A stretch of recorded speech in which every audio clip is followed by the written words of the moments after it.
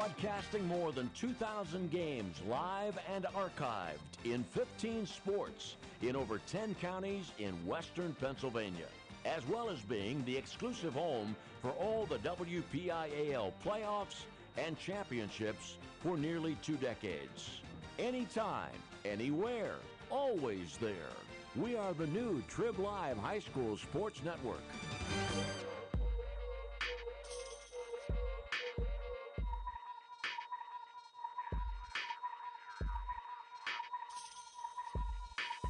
Welcome to coverage of WPIAL Wrestling 2017-2018 here on the Triblive High School Sports Network.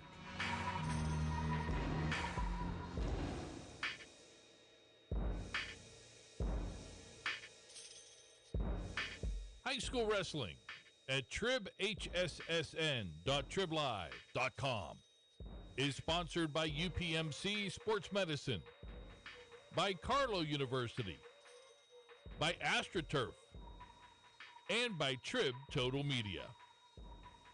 Now let's head out to the gym for all the mat action here on the Triblive High School Sports Network.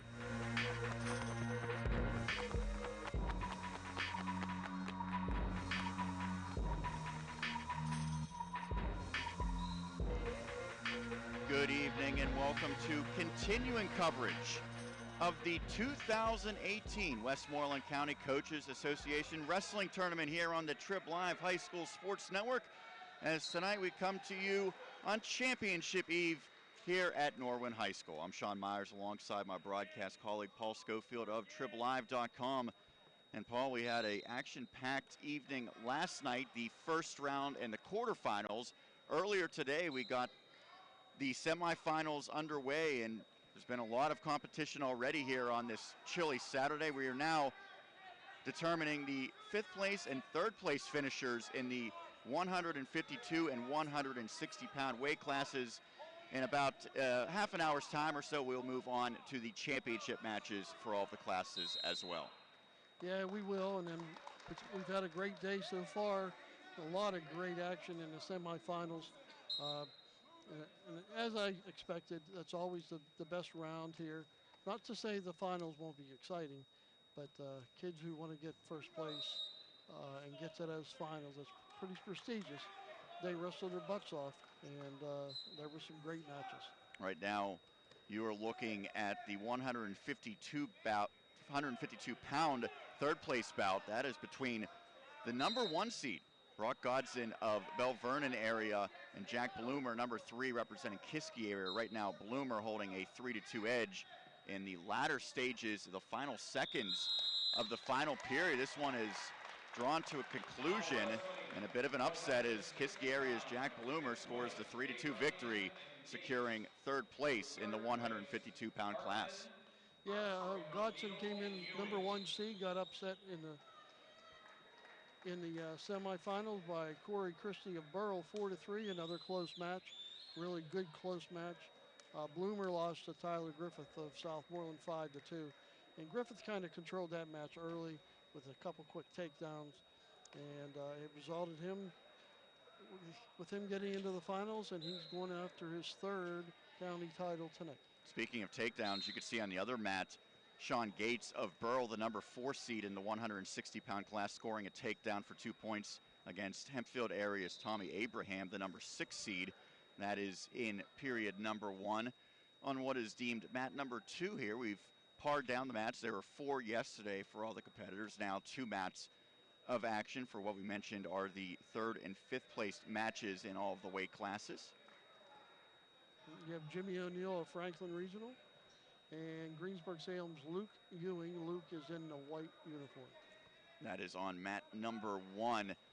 Dueling action here at Norwin High School. And you had talked about the exciting action that has transpired already today in the morning and afternoon, now into the evening. Was there anything that really jumped out as a shocker to you, or maybe just a statement of dominance by one of these top competitors? Corey Christie from Burrell wasn't having a great season. I think some injuries have been slowing him down, but he's got to the finals by beating Number 1 seed Brock Godson, 4-3, and he'll face Griffith. Like I said, that was at 152 pounds. Christie came on strong. Luke Kemmer from Hempfield, he's in 145 final, and he looked pretty strong, getting a pin in his semifinal match. And he'll have a pretty good match up against Cam Connor of Kiski area, who won 2-1 over Joe Chisco of Penn Trafford in tiebreaker 2. So that was an exciting match in the semifinals. Speaking of exciting, we just had the competitors nearly come right up to our table here, as O'Neill representing the Panthers and Ewing representing the Golden Lions, as Ewing holding a 1-0 edge in period number 2, early stages. And for those not familiar maybe with high school wrestling rules, it is 3 periods, 2 minutes each. Then, of course, if need be, they will go to a 1-minute overtime period. And if they stay tied there, they get a 2 30-second overtime periods. And if they're tied again, they go to a sudden death 30-second overtime period.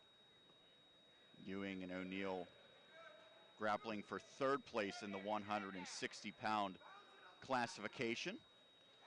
Now we've already crowned some 3rd and 5th place finishers already. In 106-pound, Carter Divert from Franklin Regional took 3rd place. He beat Ethan Bergnick from Hempfield. Final was 10-2 in the 3rd place match. And in the 5th place match, Trent Volocek from Burrell defeated Case Saavedra of Derry 11-0. Volocek was a seeded wrestler. He's actually seeded number 3, and he ends up 5th. So it tells you how good the 106-pound weight class was. Before we jump into the 113-pound class, we mentioned it at length yesterday, but the significance of this tournament in Westmoreland County, now the 65th edition of this Westmoreland County Coaches Association tournament. And really, when you think of high school wrestling over the past decade or so, you think of the dominance of this county. In AA, it's the Burrell Buccaneers, 10-plus years and running for them as the champion of the WPIL in that classification. And in AAA, recently, it has been on this 3rd period. 50 seconds left in the 2nd period here. And that's considered a banana split, and Wood's in trouble there and gets pinned. So the victory for Valley's Hutcherson, an impressive showing for the number 6 seed as he wins by fall and secures the 3rd place position in the 170-pound class. As we look back down the chart, we go back to the 113 match. The finals will have Kyle Burkholder of Hempfield versus Ian Oswald, freshman from Burrell. The 3rd place champion is Chaz Shearer from Kiski Prep. He won 18-6 over Doug Bittner from Mount Pleasant. The 5th place match went to Marino Angelico of Latrobe. He defeated Sammy Starr of Kiski area. That was 11-6. So that's the 113-pound classification, as you see the 2 mats with the action going on. On mat 2, again, it is Chobe and Bakar representing Hempfield and Penn Trafford. And that was a quick result in favor of the 3rd seed, John Bakar, as he scored the fall victory. Well, Bakar was getting beat 5-0. He was able to put Chobe on his back and get the pin. So a nice comeback win for Bakar. Now competing on mat 1, 182-pound 3rd place bout between AJ Detour representing the Norwin Knights. He's the 4 seed, and number 5 Mason Nicholson of Bell Vernon area. Nicholson wearing the gold singlet, Detour with the dark blue. And there's blood that will temporarily pause that action, and there's a stoppage actually on both mats now, as the other mat, mat 2, 195-pound 5th place, set between Colton Moorhead of Burrell and Sam Alamilli of Franklin Regional. And now they're set to go. It's a lot of times you see these records of like 2 and 5 or under 500, but these kids have wrestled already in some very good tournaments. Like you had both Hempfield and Burrell at the Powerade tournament. I know Burrell went to the King of the Mountain tournament earlier this year, so they're getting good competition early in the season. And if you're a coach of one of these teams, you hope that all of these big-time tournaments pay off when it comes to the WPIL postseason. And then within a month, we'll be getting individual tournaments for the getting ready for states. And over here, we get a pin by Moorhead. Didn't take long for Colton Moorhead, to score the fall victory. As they will quickly move to the next bout on that mat. Meanwhile, Detour Nicholson still going at it. Scoreless in the first period, 3 seconds left in that match. And that will bring an end to period number 1. Again, 3 periods, 2 minutes each. 220 pounds in the 5th place match on the far side mat. Mat number 2, Chad Medikosh of Bell Vernon area. Will Gongaware of Greensburg-Salem. Medikosh, the number 6 seed, Gongaware number 4. As Detour trying to make something happen here as they now go to the neutral position. And a 1 point for Mason Nicholson, Bell Vernon area. Courtesy of the escape. Leopards are coached by Mike Doppelheimer. He's a teacher in the Connersville School District and was a graduate of Connersville High School. And a pretty good wrestler himself. Wonder if he knows Lou Rude. Well, I'm sure they do. Lou is out at Hempfield Area High School, not too far from here, with the Competitive Spirit event that took place earlier today. Another video broadcast on the Triblive High School Sports Network. I want to give a shout out to Chris Lackner manning the camera here tonight. He was here yesterday as well. You can check that video out from the first day of the competition. It's archived on our website. Medikosh and Will Gongaware ends the first period scoreless in the 5th place match at 220 pounds. So we're moving right along. And after 220, 285 will be the only remaining weight class. And the 285, it was a thinner field. There were only 7 competitors here yesterday in that class. And maybe the best competitor of all, Isaac Reed of Kiski-area, is still sidelined with an injury. And he's hoping to get back sometime this month. There's not a lot of those big boys necessarily at the high school level. If you can fill out your lineup with a pretty good 285-pound competitor, it certainly does wonders. These two at a standoff with just about 20 seconds remaining in the second period is tumbling down as Detour, or he's helped back up as they return to the center of the mat. These two guys met in the quarterfinals last night with Nicholson getting a pin. So obviously this is a lot tighter match with a 1-0 lead for Nicholson. Medikosh holding a 1-0 lead in period number 2 against Gongaware on the far mat.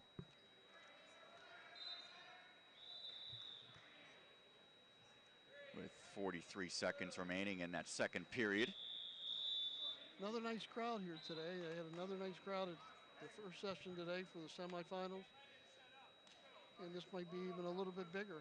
Yeah, the cold weather seemingly has not deterred the fans from making the trek here to Norwin High School. Nicholson trying to take. Going for the leg. Detour down, and they're working on out of bounds. 1:50 left. Third period, 1-0 Nicholson. Now you're certainly a veteran of covering wrestling events. Where we're situated, we're going to be okay, right? We're not going to get in the line of fire, I'm hoping. Well, we might get somebody. Okay. Well, as long as it goes towards Chris and not us, then that's fine. So it's one thing if it's maybe some of the lighter competitors, but once you get up over 200 pounds, you don't want to see any of those big boys. No, not at all. Coming at you. As we watch Nicholson work on top, try to break down Detour.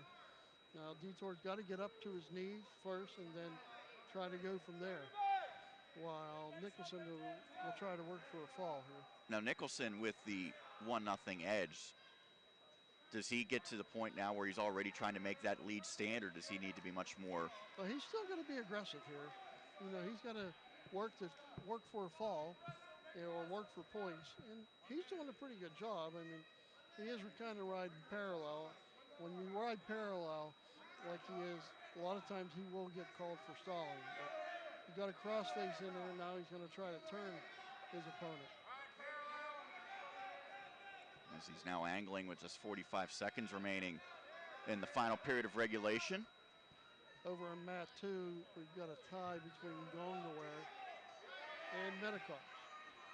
The official right there checking as we pan over to the other mat. There we go. Now Nicholson's getting turned, and now they're called for potentially dangerous hold.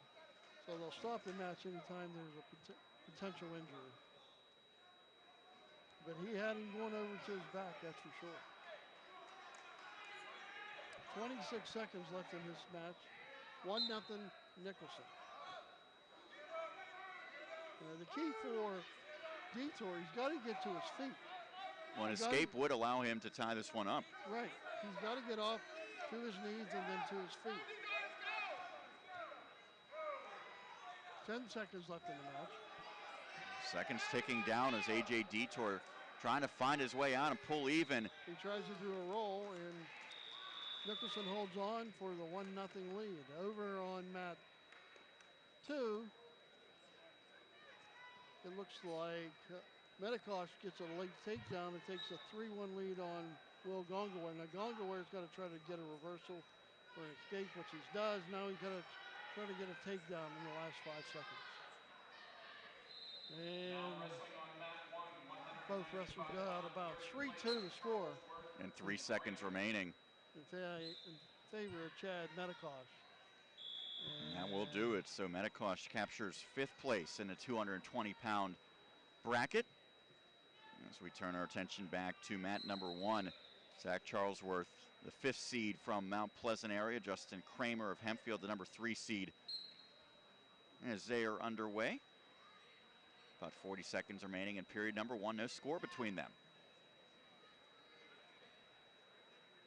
Charlesworth has the darker shade of blue on with the Mount Pleasant logo on the back and the writing on the front. Meanwhile, Kramer with the lighter blue and majority white singlet.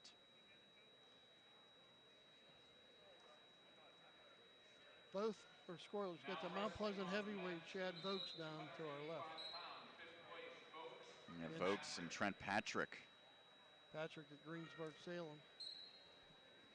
See if they met earlier in this match, in this tournament.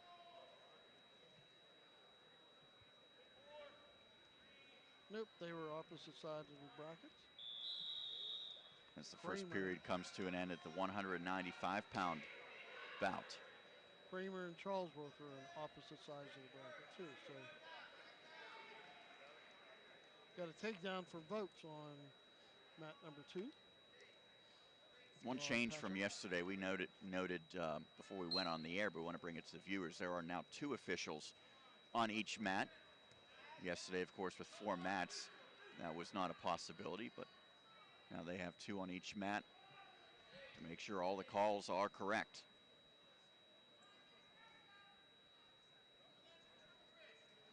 Just 20 seconds into period number 2 on mat number 1. Kramer holding a 1-0 lead over Charlesworth.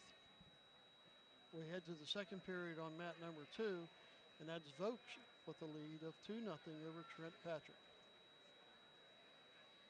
Just a programming note, of course, we will have the championships coming up after the 5th and 3rd place bouts are decided. They will recognize all of the medalists and sort of have a recognition for everyone here that's certainly well-deserved for these competitors who have been going at it for 2 long days. 1 minute remaining in that second stanza. And Kramer shoots in on the leg. Charlesworth trying to break it. and tries to spin around to get his own takedown. Both wrestlers are near the line. Now Charles Kramer gets his feet and lifts, and both roll out of bounds. Kramer almost got the takedown. So 32 seconds remaining in period number 2. They'll come back to the center circle. Over on mat 2, Vokes is on top, still 2-0 riding Trent Patrick of Greensburg-Salem. That is the 3rd place bout in the 285-pound class. 15 seconds left here in the second period on mat 1, and Justin Kramer, Hemphill/Jeanette leads Zach Charlesworth. Yeah, that's a 1-0. cooperative program now between the Jayhawks and competing under the Hempfield banner. We head to the 3rd period. Now Charlesworth gets choice, and he will be in a down position, trying to score off the bottom. Over on mat 2, Patrick gets to his feet and tries to escape, but Vokes does a good job at riding him out of bounds. Still 2-0 there. Now Kramer tries to break Charlesworth to the mat and does. Tries to throw a bar in and tries to turn him over to his back to expose him for back points. He's awfully close to doing so, but a good recovery there by Charlesworth. Kramer's still in pretty good control. Now Charlesworth breaks the arm, or breaks the hands free, but he gets to his knees. You hear the buzzer indicating the end of period number 2 on the other mat, with Vokes holding a 2-0 lead over Patrick. Kramer runs a half and gets Charlesworth over to his back, and he's getting back points. Pretty nifty move by Kramer. Charlesworth bridging to make sure that his shoulders were not down on the mat, but I believe that is a 3-point near fall, yes. Near fall for Kramer. So Kramer he's now up 4-0. Yeah, it leads 4-0, and now Charlesworth is able to get off his back, but Kramer's still in control. That's with 45 seconds left in the match. So the crowd here relatively reserved at this point, but you know that they will be very loud when we get to the championship bouts to be contested later tonight here at Norwin High School on the Triblive High School Sports Network. Thank you for tuning in, watching this video broadcast. Is down to the final 22 seconds on mat number 1, with Kramer holding the 4-0 edge. Over on mat 2, Cody Vokes is up 5-1 now on Trip Patrick. That's with 1:10 left in the match. That's a heavyweight match. So we only have 1 or 2 matches left. And as the then time we'll get ready for the Parade of Champions and then the finals. Time runs out on the 195-pound 3rd place bout. Justin Kramer of Hempfield took it by the score of 4-0. As the heavyweights finishing up on mat number 2, we'll focus on that one. Vokes up 5-1 on Patrick and trying to close it out down to the final 37 seconds. As you get a good look. On mat 1 here is Dylan Ferretti from Hempfield at 220 pounds against Troy Kuhn of Kiski-Area. And Kuhn gets down on the legs and gets a 2-point takedown for a quick 2-0 lead. Patrick in the down position trying to escape against Vokes, and will get a point for that escape to make it 5-2, but could be too little too late. Just 20 seconds remaining over on that mat. Those are the 285-pounders. Now Patrick in on the leg, lifts Vokes off, and then he slips out of his grasp. So it looks like Vokes is going to get the win here, 5-2 over Trent Patrick. Indeed, Vokes does secure 3rd place in the 285-pound bracket. Troy Kuhn from Kiski-Area has a pinning combination in on Dylan Ferretti for Hempfield. And Ferretti's going to luck out because the clock's going to run out. But it's 5-0 in favor of Kuhn. So I believe that will bring an end to the 285-pound bracket. We now are looking at the 220-pound third place bout between Kuhn and Ferretti. After one period, it is 5-0 in favor of the Cavalier. So they're breaking down mat 2, so we're only moments away. They going to go one mat, center stage. They're going to bring the spotlights out tonight, so it should be pretty exciting. Going to go with the professional wrestling style entrances tonight, or is that's for another night? They're going to spotlight them when they come out, that's for sure. As these two competitors still going at it, with Kuhn maintaining that 5-0 edge a little more than 30 seconds into this second period. Kuhn trying to shoot a leg here, but Ferretti has been able to negate that as they now go outside of the circle.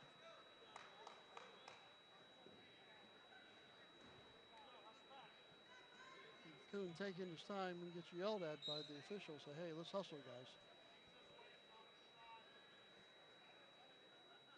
Now, it looks like this schedule that they sent out a few days ago is going to be pretty darn close. They had designated 6 o'clock for the beginning of the Parade of Champions. We're just a few minutes past that in this third place 220-pound bout. And still 5-0. No scoring so far in the second period, a minute and 10 seconds into it. And now we have a stoppage, a little bit of blood on the nose of Troy Kuhn. Got to clean it up. Can't have blood, that's for sure. As they wipe it off the mat. Looks like there's a decent amount of it on the mat, so they will have to disinfect that area. I learned something over the years that if you ever get blood on your clothes, if you put some peroxide on it, it brings it out of your clothes. See, when you tune in to a Triblive High School Sports Network broadcast, you're getting more than just play-by-play commentary. You're getting life lessons. As it looks like they have the blood cleaned from the mat. Now, will they have it stopped from the face and in particular the nose of Kuhn? That is still a work in progress. And in high school wrestling, you get 5 minutes to stop the blood. If you can't stop it within the 5 minutes, they put you on injury time for a minute and a half. Of course, the trainers, medical staff doing a great job here. As always, trying to keep these competitors as safe as possible. Right now, Ferretti sort of pacing back and forth as he is awaiting his opponent. And it looks like they do have Kuhn cleaned up now as he takes a sip of a refreshing drink, puts the headgear back on. Now he's going to wrestle with a mask.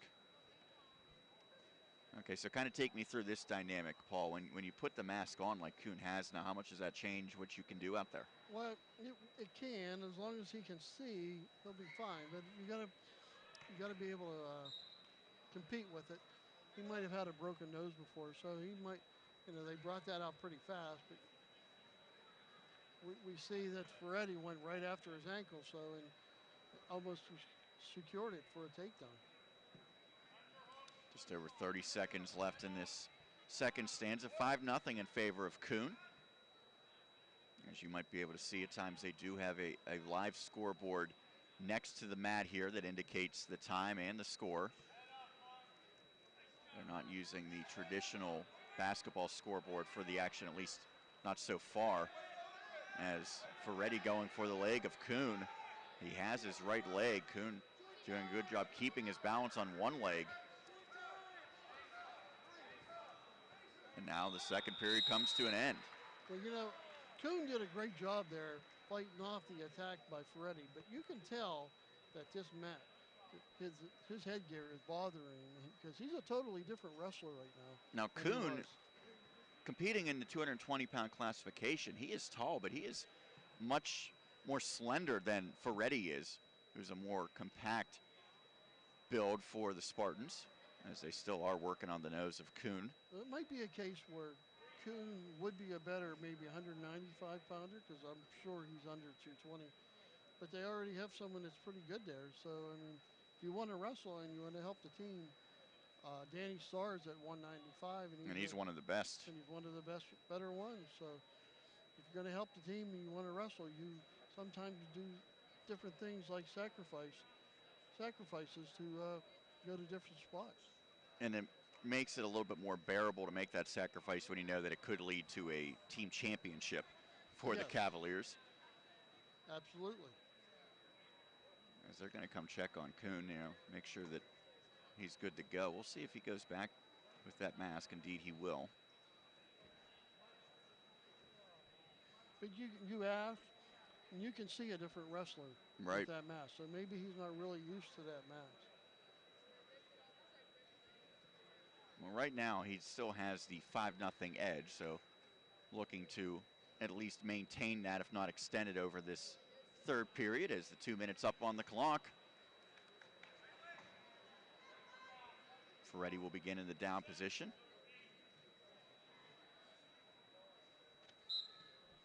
We're underway in this final period of regulation. If Ferretti gets away right away.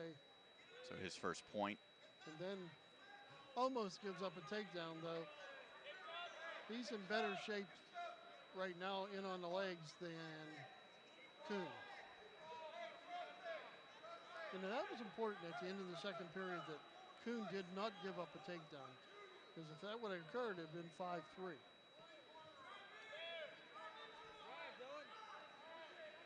You hear the coaches of the respective competitors here giving out instructions. The Cavs have a pretty darn good and successful coach to our right. Chris Eder has been the coach the last couple of years. He took over for Chuck Tursky, who is now his assistant coach. So these two guys have been around forever. Yeah, Chris, I don't think you could do much better than the job that he did last year with the Cavs as a takedown for Ferretti, who's now right back into it. It's 5-3 in favor of Kuhn. Less than a minute left, however, so Ferretti's going to have to make a move. Yes, he does. So if he can't turn him, he's going to have to let him go and try to take him down again. And he's got the head locked on Kuhn. Got a friend headlock, but he's not in a good position. Now the blood timeout for Kuhn. It looks like the same issue recurring. Don't see nearly as much evidence of it on the mat, but it is dripping out of his nose. That can tire out a wrestler too. Because you're not able to breathe correctly. Well, Ferretti, really, the challenge for him here is staying focused, and he realizes now the task at hand. He's got 36 seconds remaining once we resume this bout to try to find a way to secure a victory, or if nothing else, at least tie it and force extra time. Yeah, he's going to have to, probably going to have to try to turn him, because I don't think he can let him go and then take him down. He'd have to do that twice. And this is the 280th bout so far of this two-day event. We had two girls that wrestled in the tournament this year. Yeah, you see that every now and then for wrestling. Young lady from Valley.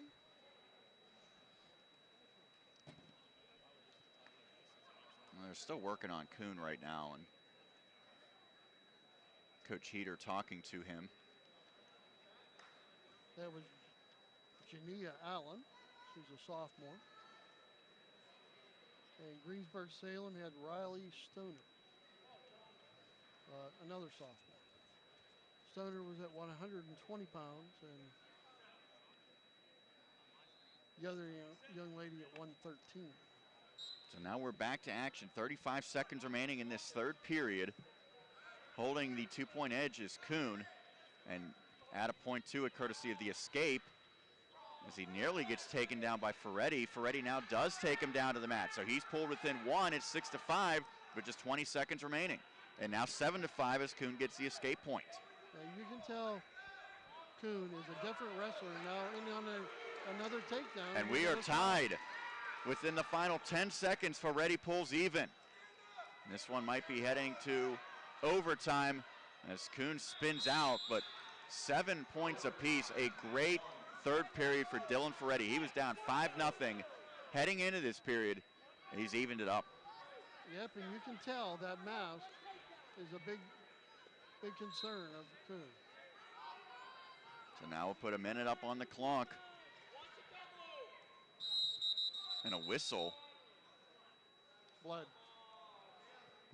Some of the people watching aren't too happy, but the official has no choice. If he sees any, has to call for the stoppage.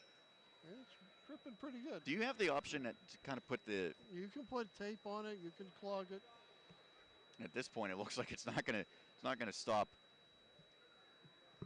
for the remainder of this match for Troy Kuhn. That's unfortunate because he was dominating the match. Yeah, he was up again, 5-0. And you can tell that the bloody nose has forced him to, alter his style. Actually slowed him down. And Ferretti, pun intended, smelling blood in the water, is really taken over as this match has progressed. They're even at 7 points apiece. Again, 53 seconds remaining in this overtime frame. This is the 220-pound third place bout. We will have the championship matches upcoming. You can watch it all here on the Triblive High School Sports Network. I'm Sean Meyers alongside broadcast partner Paul Schofield of Triblive, who has been putting together articles along with some of his colleagues on all the action of this weekend. Yeah, we got Doug Galazzi sitting right next to us. He'll be covering, writing a story for the Valley News-Dispatch tonight. Check that out, and I would assume we would have that up on the Triblive High School website sooner rather than later. I'm sure. I'm surprised it's not done already. No. And Chris Lackner, the videographer, as they are. Now this is going to be a unique look, to say the least, Paul, for Kuhn. Oh yeah. He's basically muzzled over there, and we'll have to try to find a way to overcome this. Again, it is still tied. Well, he might not have to wear the mask now. So it might help him out, though. That's going to be a different look, too. I can't imagine he could breathe very well at this point. So they are in the neutral position.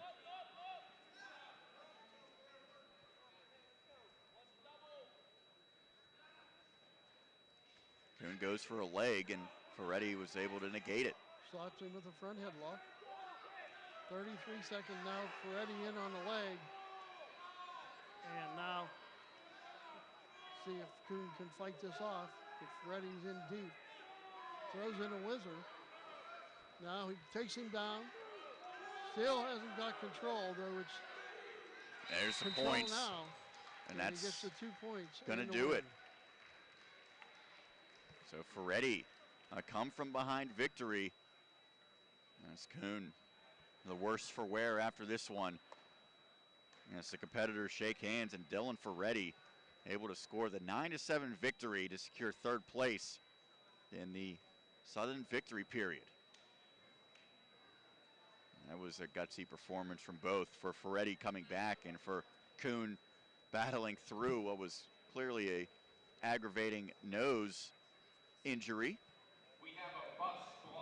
So that will complete all of the third and fifth place matches, and as a result, we'll have the championships coming up pretty soon. But first, we're going to step aside. You are watching the Westmoreland County Coaches Association Wrestling Tournament. It's here. It's on the Triblive High School Sports Network.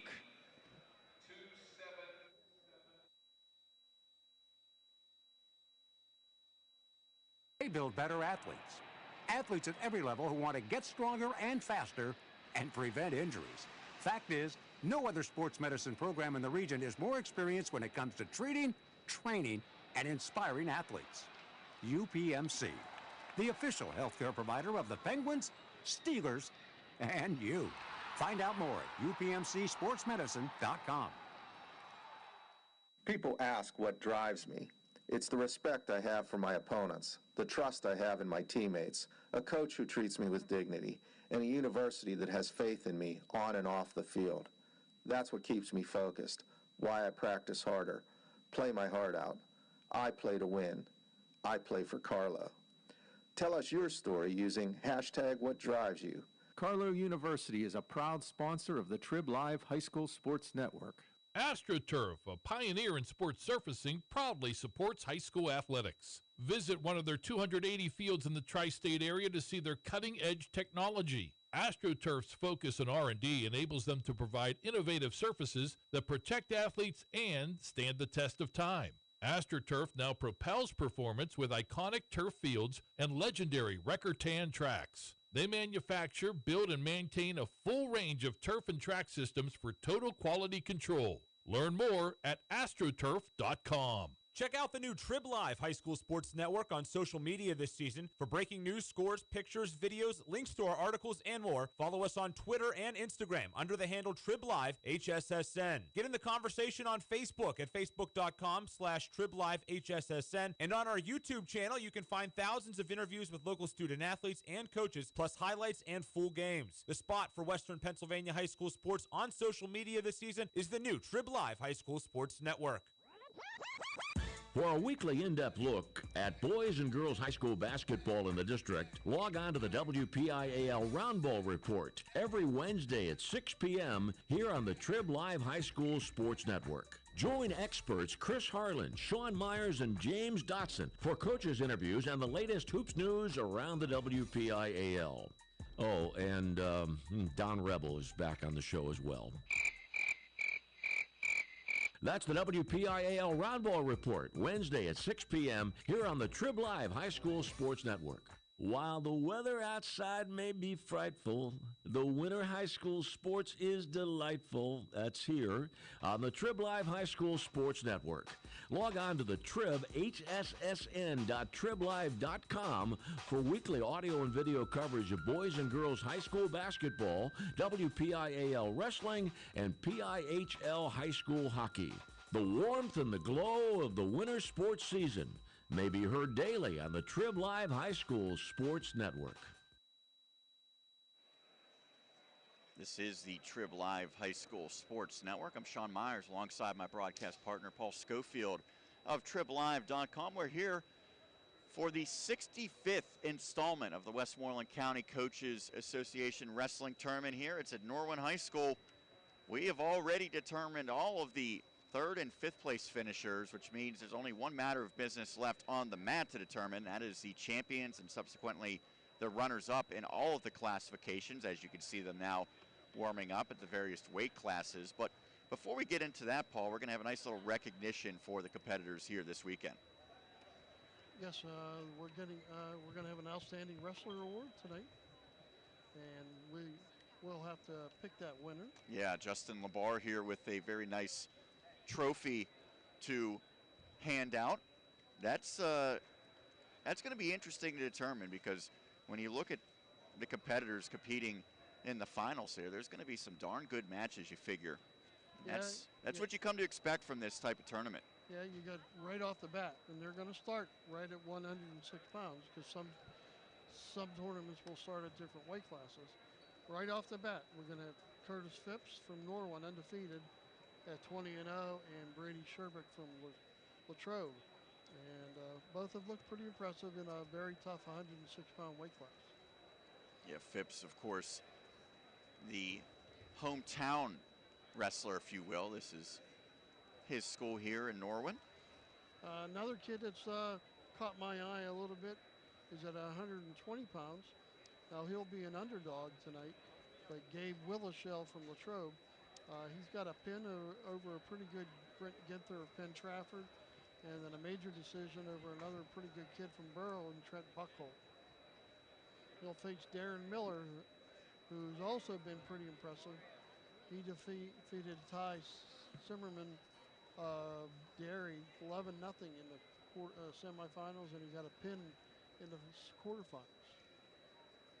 Miller's the defending champion. He beat Willishell last year in the finals, so that's a rematch. And of course, Miller, the #1 seed for this tournament. You know, Franklin Regional's Colton Camacho looks pretty solid, and he's going to have a great matchup against Nick Coy of Penn Trafford at 132-pound finals. Camacho will be going after his 3rd county title. Noah Levitt, who's never won. Isn't that amazing? Noah Levitt's never won here. Of course, he was always matched up against Spencer Lee. Well, that's good reason. He's in the finals against a very talented freshman in Ty Linsenbigler from Hempfield area. Luke Kemmer, who's going after his 3rd title from Hempfield, has 2 pins and a tech fall in his 3 matches on his way to the finals. He will face Cam Connor, another tough wrestler from Kiski area.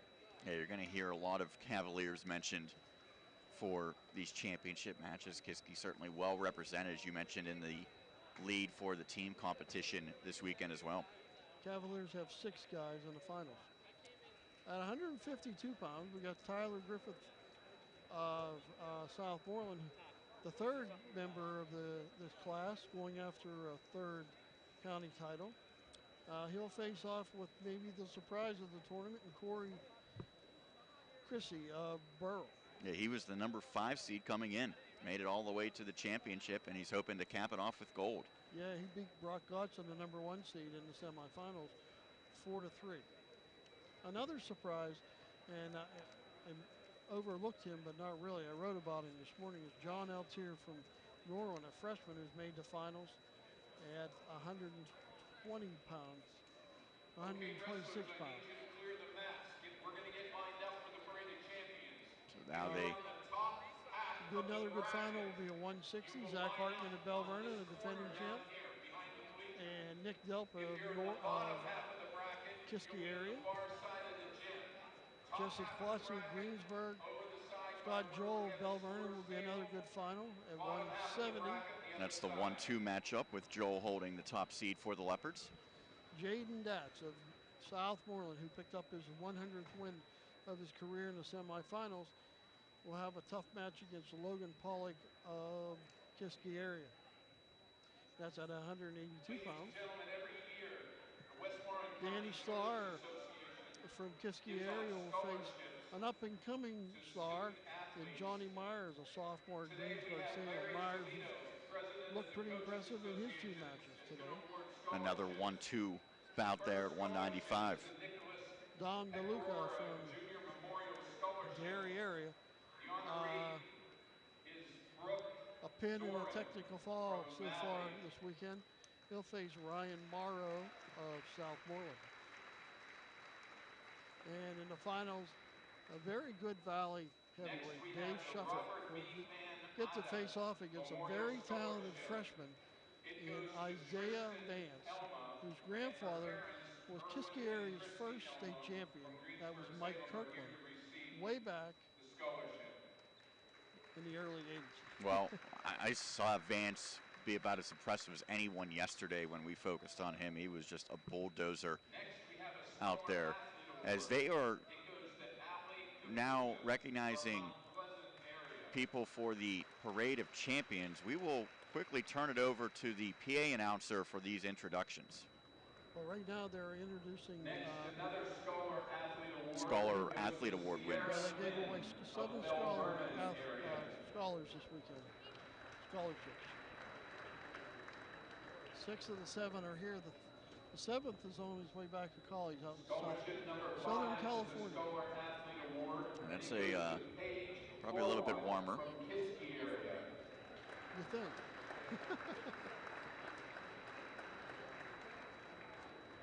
And then after the scholarship award winners, it will be the wrestlers who finished in the top half of this competition this weekend.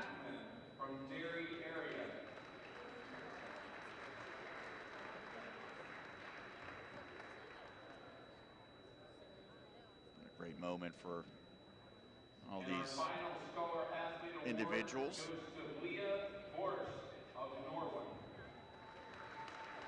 final one recognized, Norwin girl, right here in her home gym. Ladies and gentlemen, let's have a nice round of applause for all our scholar athletes.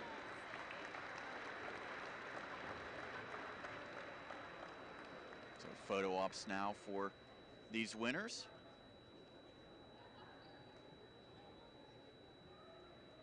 Once again, we will have the championship matches coming up in a matter of a few minutes. First, it'll be the Parade of Champions, recognizing everyone who finished well here this weekend that did not make it to the championship round. The two-day event began yesterday afternoon and then continued early today on a long Saturday here at Norwin High School. Started up at 9 o'clock this morning. Chris Lackner and I have not been here since 9 a.m. Neither have I, but I got here by 11 though for the semifinals. Good evening, ladies and gentlemen, and welcome to Norwin High School for the 65th edition of the Westmoreland County Coaches Association Wrestling Tournament.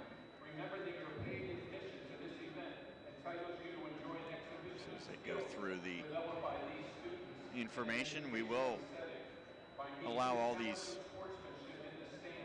great high school athletes to be recognized. Once again, it's the 2017-18 wrestling campaign and the 2018 version of the Westmoreland County Coaches Association Wrestling Tournament here at Norwin High School. What a prestigious event this has become over the past several decades.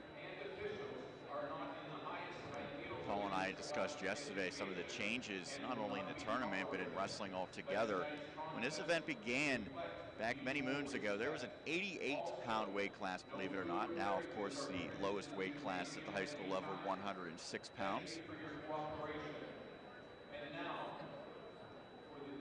And now we will turn it over to the PA announcer here for the introductions.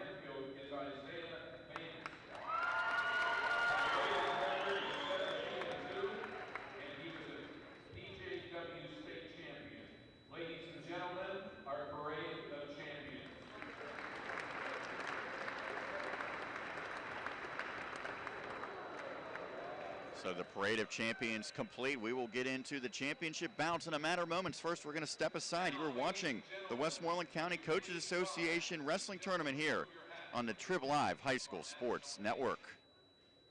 The team at UPMC Sports Medicine doesn't just rebuild wrists and knees. They build better athletes.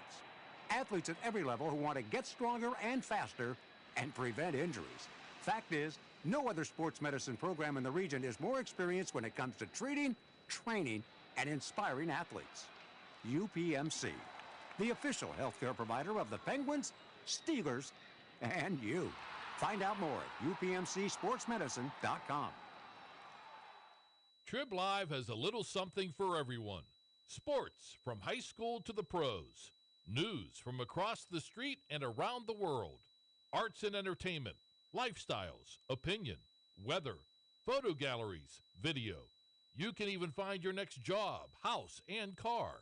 So look alive, Pittsburgh, and get the news you want and information you need all in one place. Triblive.com. Triblive.com. News and more 24/7. People ask what drives me. It's the respect I have for my opponents, the trust I have in my teammates, a coach who treats me with dignity, and a university that has faith in me on and off the field. That's what keeps me focused, why I practice harder, play my heart out. I play to win. I play for Carlo. Tell us your story using #WhatDriveSYou. Carlo University is a proud sponsor of the Triblive High School Sports Network. Hi, this is Josh Roundtree with the new Triblive High School Sports Network's PIHL Power Play show. This winter, myself and the coach, Kevin Zlomansky, will bring you the most comprehensive coverage of high school hockey in Western PA. Hey, Kevin, any suggestions on how we can pull it off? We're not goons. We're not bullies. No matter what people say or do, we have to be ourselves.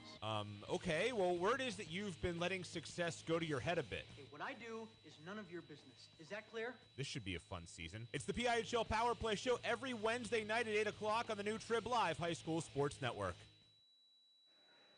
Well, we are back, and we are underway for the 106-pound championship bout as a quick start already for Curtis Phipps of Norwin, the #1 seed and the only undefeated competitor on the season in this tournament, although a 1-point escape scored by Brady Sherback representing Greater Latrobe. Phipps comes in with a 20-0 record. Like you say, he's 56-5 overall, and was a WPL champion in 2017, Powerade champion just a week ago or so, and placed in the States last year, so 7th. Sherbick comes in with 13-3 record, 103-33 overall. He's a senior. He's a two-time county place winner and 3-time WPL qualifier. Phipps clad in the Norwin colors, the dark blue with the gold. Sherbeck of Greater Latrobe in the Wildcats orange. Says Phipps came out real quick, got the quick takedown. Sherbeck got an escape, and now it's 2-1. Official won the match is Todd Manley, a former county champion. Phipps bangs ahead of Sherbeck, looks for a way to attack. Both wrestlers kind of like to wrestle low and on their knees. It is 2-1 in favor of the top-seeded Phipps. Now Sherbeck tries a throw by and misses. And now the two face off near center mat. Phipps goes after a single leg, tries to pull it in, tries to switch to a double.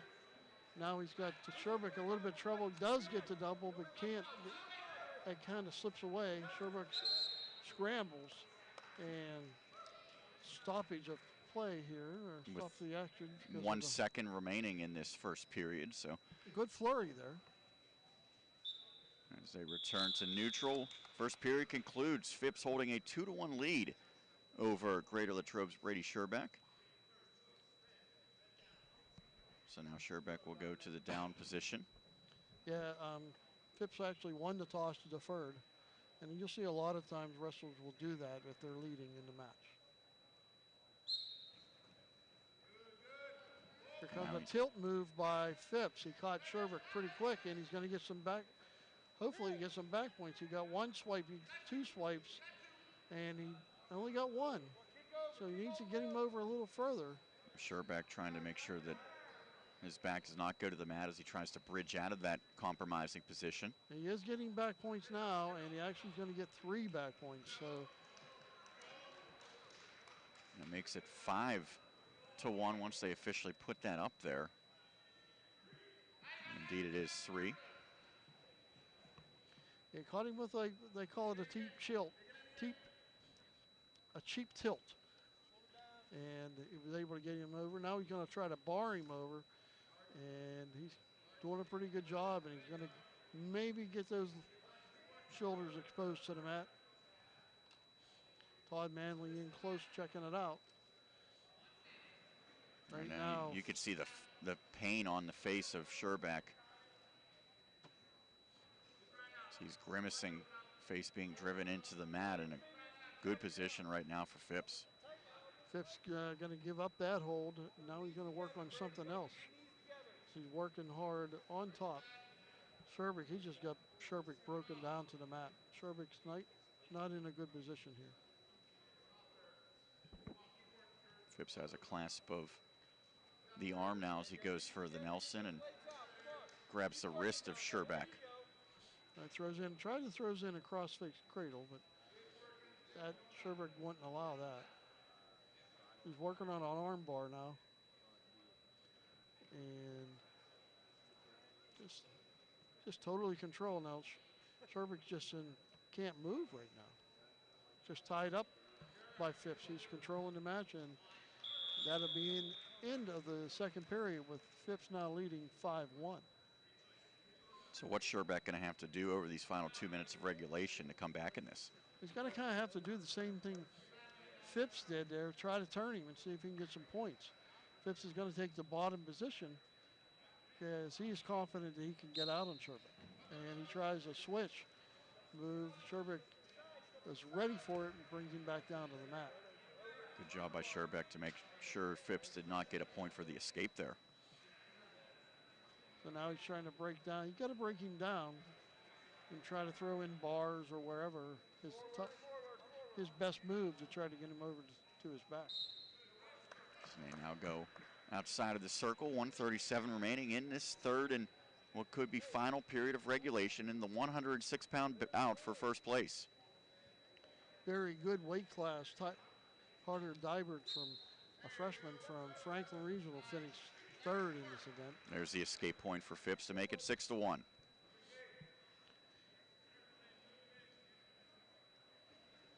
Now 1:25 remaining in regulation. Phipps in on the knee, tries to take Sherbeck down and does to go up to 7-1. Make it 8-1 now in favor of the Norwin sophomore.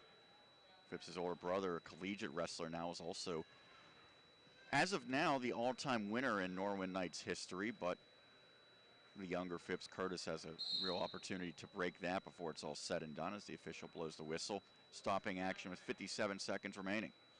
Brother is now at Bucknell having a pretty good season, according to his dad, Andy. Phipps in control here, 8-1. It looks like he's going to pick up his first county title. Battle of Norwin and Greater Latrobe so far going in favor of the Knights in this 106-pound championship.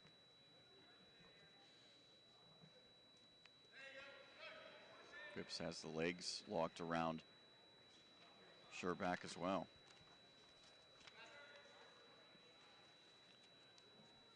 Now down to 30 seconds remaining.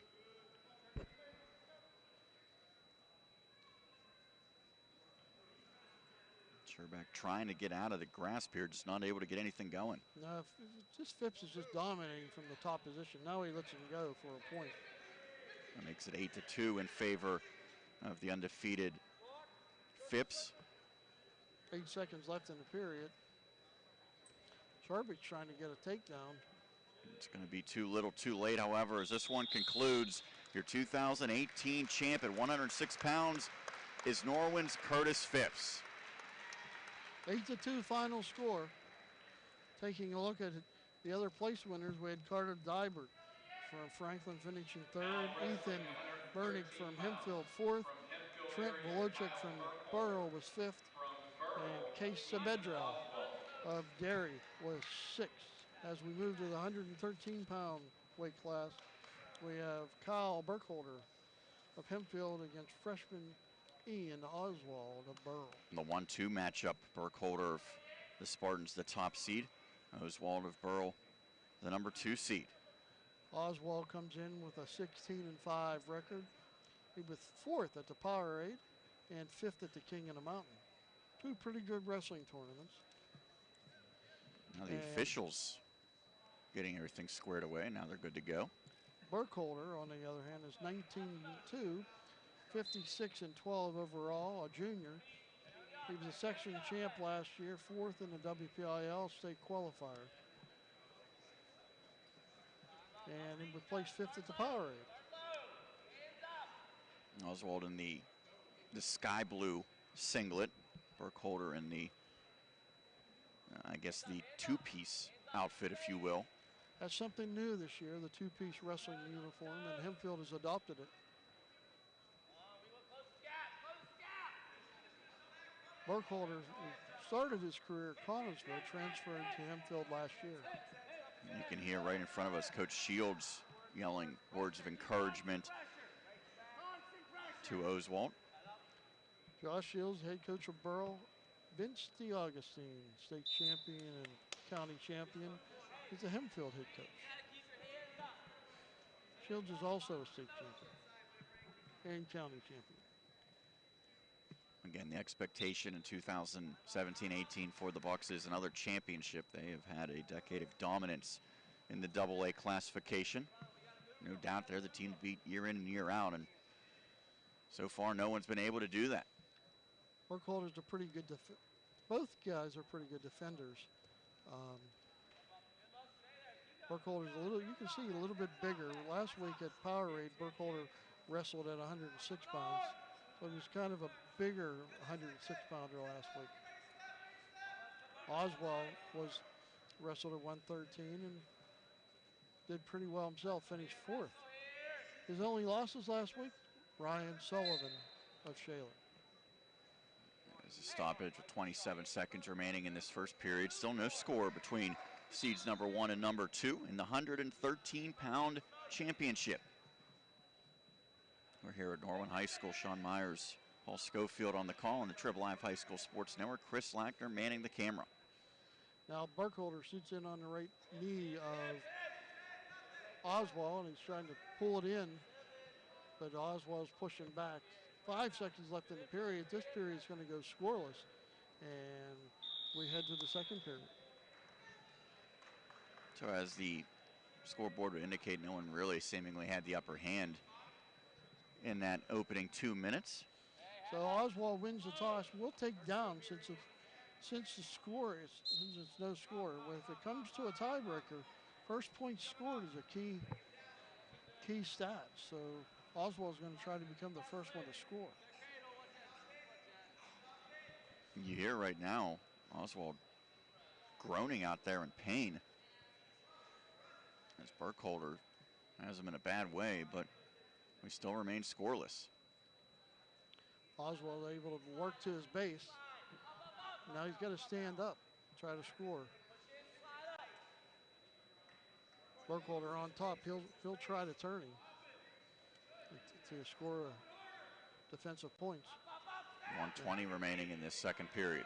Oswald to his feet, but Burkholder breaks him back down to the mat. Now Oswald tries to get in on a leg to try to for reversal for Burrow, but he can't. Burkholder and Oswald are going to go out of bounds. Scoreless with 55 seconds left in the period.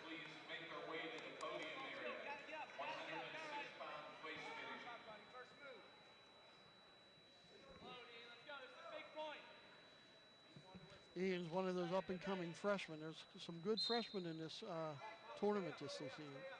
Here we'll see Ty Linsenbigler a little bit later. John Altier from Norwin. And Isaiah Vance of Hempfield in the heavyweight. Oswald stands, but then is taken back down to the mat by Burkholder. We're scoreless with 35 seconds left. Oswald's been trying to get that escape point, but just not able to shake free. Now he tries to stand again. Burkholder has his left arm over the front part of his chest, almost in his throat area. Now Oswald stands. He's on all fours. Less than 10 seconds left in the second period. No one's gained the upper hand yet. Oswald needed to score, didn't, so Burkholder will have an opportunity to score first as we head to the third period scoreless.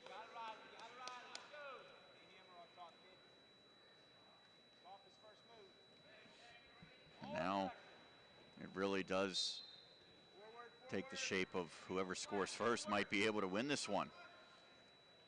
So Burkholder tries to stand, but Oswald tries to lock the cradle in, couldn't. Now he breaks Burkholder back down to the mat.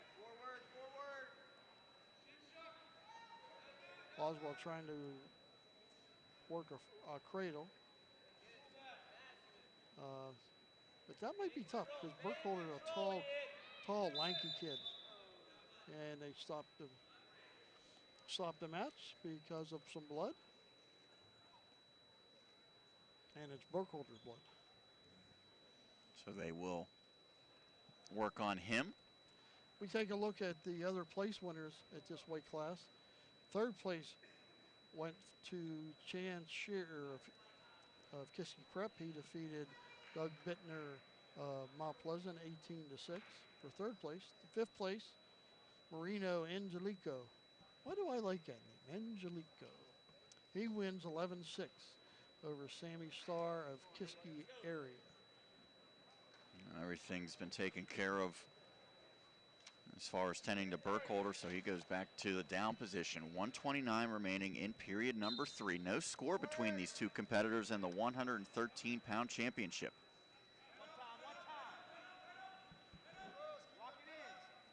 Burkholder again breaks the hold of Oswald, who was trying to put in a cradle.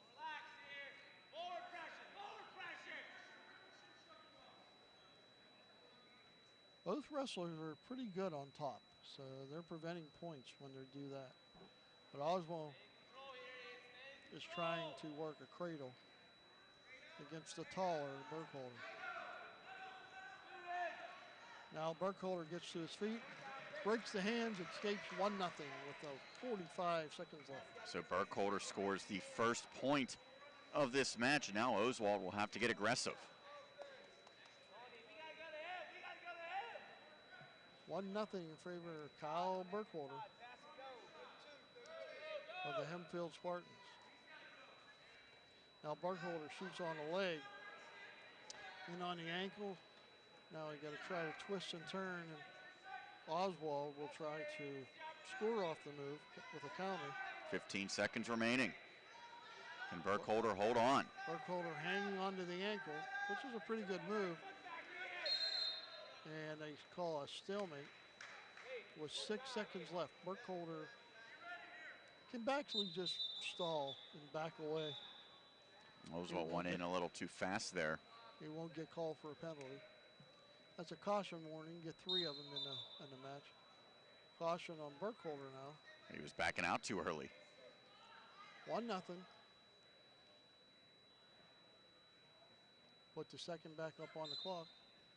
Now Burkholder's just going to dance around and prevent Oswald from the takedown. And Oswald almost got a trip takedown at the end, but didn't come up with it. So Kyle Burkholder from Hempfield is your 113-pound champion at the 65th annual Westmoreland County Coaches Association Wrestling Tournament. And the final score was just 1-0 in his favor, as they are recognizing all the medalists in the 106-pound classification.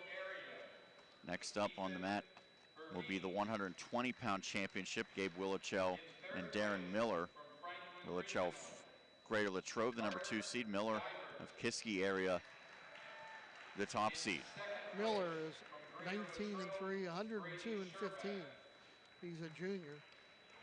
Third, at 106 pounds from Norwin, Curtis Fitz. was third in the states last year, fourth at Powerade. Willowshell is a sophomore, 16 and 3, 43 and 14 overall, sixth at Powerade, second at counties last year. And like I said, he lost to Miller in the 106 pound final. So we're underway at 120 pounds, Miller and Willowshell. Willowshell of the Wildcats wearing the black singlet with the orange mix throughout.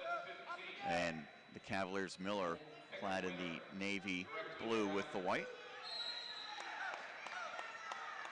Wiped off the takedown because Willowshell still had what he calls a wizard in it. So no points awarded for that, as the officials will confer. Ralph Alpelquist got over to talk to his mat judge, and they confirmed that there was no takedown. So Willowshell's had a pretty good tournament so far. He got a 13-2 win over Trent Bechtold from Burrell, and he pinned Brett Ginther of Penn Trafford in the second period of the match. Miller won 11-0 over Ty Simmerman of Derry, who ended up finishing third. And he also got a pin over Frankie Gill of Norwin. Right down there at the neutral position. No one's able to get the upper hand yet. As Willowshell spins around, just not able to get a tight grip. And Willowshell tried to throw, and it slipped on him, and Miller pounced on him for a 2-point takedown. So Miller takes the early lead. 45 seconds remaining in this first period. It is 2-0 in favor of the top seed. So a mistake by Willowshell cost him. So the two roll out of bounds.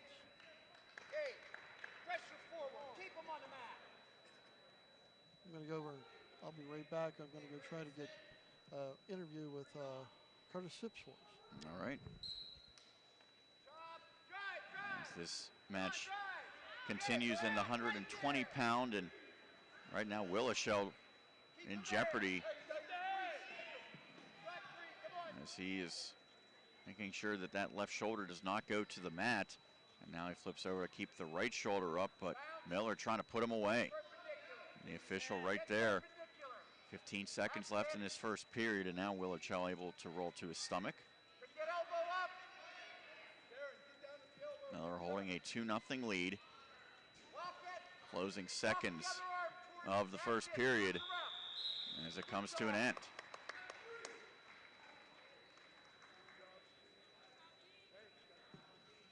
So they begin the second period.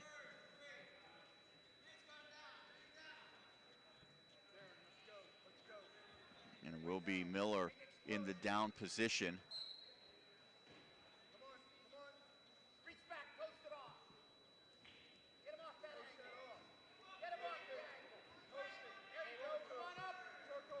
It's 5-0 in favor of Miller as the Cavaliers grappler has taken the edge.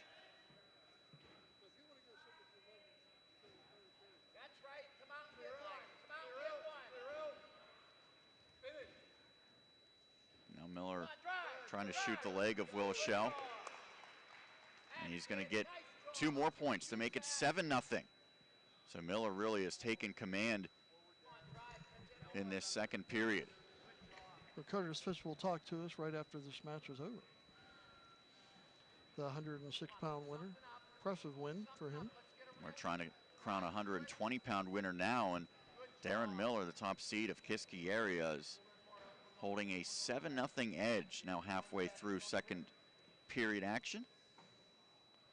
John Meyers and Paul Schofield here at Norwin High School, Triblive High School Sports Network, your home of the 2018 Westmoreland County Coaches Association Wrestling Tournament.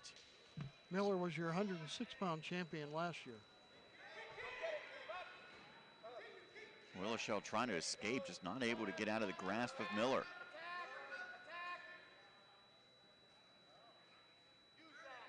Now 30 seconds left in period number 2. 13-pound weight winner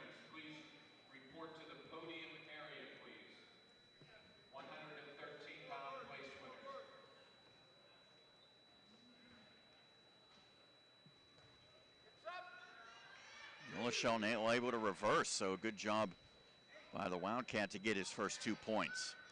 That's big late in here in the second period to make it 7-2. And indeed, that will be the score as we move to period number 3. 120-pound championship bout.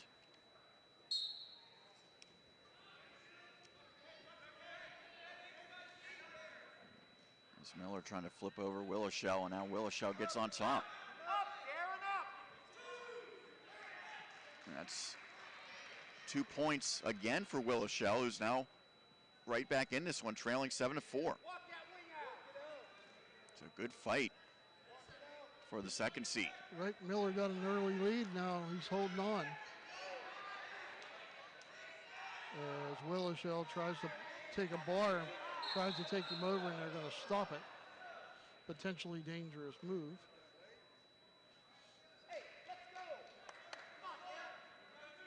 It's amazing how shoulders will allow you to take your body over with different ways. And there's now 2 more points and a near pin here for Willishow. It is 8-6 as Miller was credited with a point, and now it's 8-8. They gave Willishow 2 more. We're deadlocked. Just over a minute remaining, and now a reversal as Miller has taken the lead back. It's 10-8. Minute left. What a good match has this turned out to be. This has certainly picked up in this third period. Willishow got to break it. Once the leg get free of his ankle. Now he's going to, this is called a thunk move. And I got a whistle. 45 seconds remaining. It is 10-8 in favor of Kisciaria's Darren Miller. This is turned because he's up 7-0, and now Willishow has got right back into it. Very briefly had tied this match. 45 seconds left. This isn't over. This has been a great match.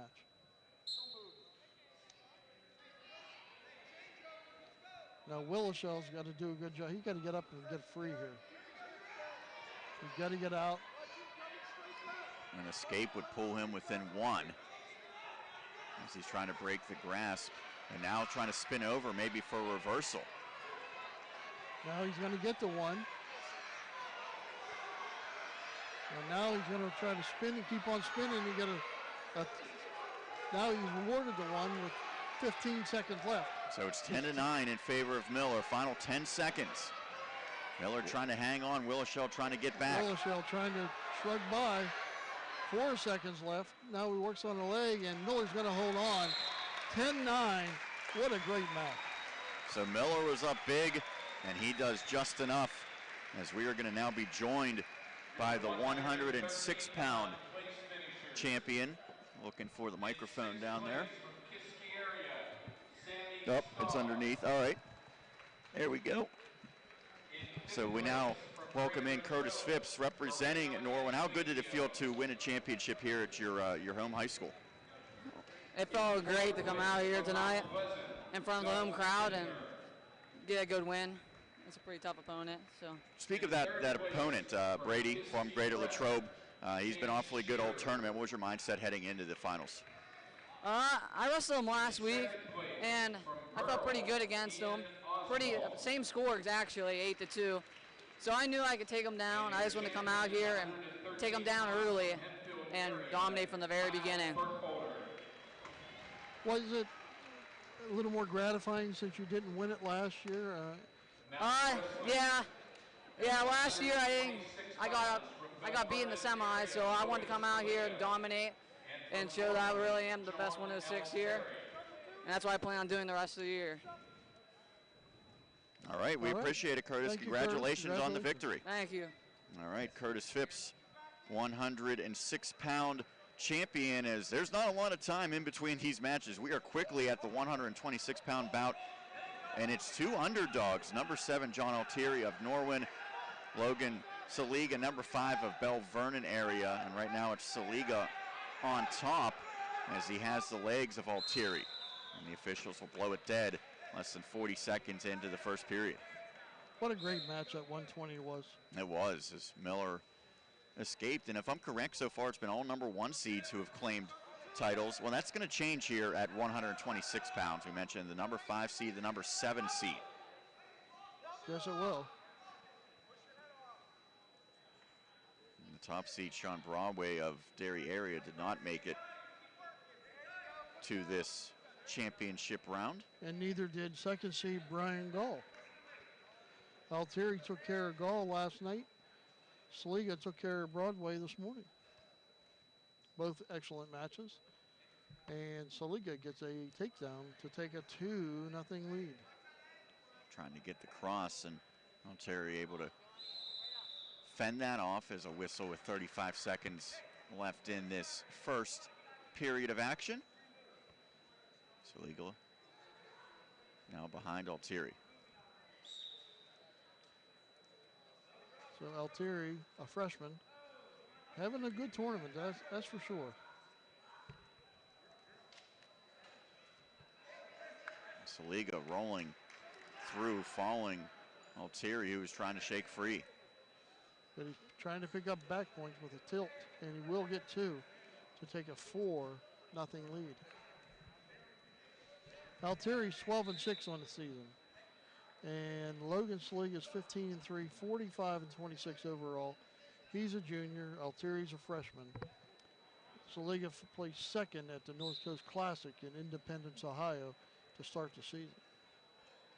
Final seconds ticking down in the first period, and it will be a 4-0 edge after the first 2 minutes for Saliga.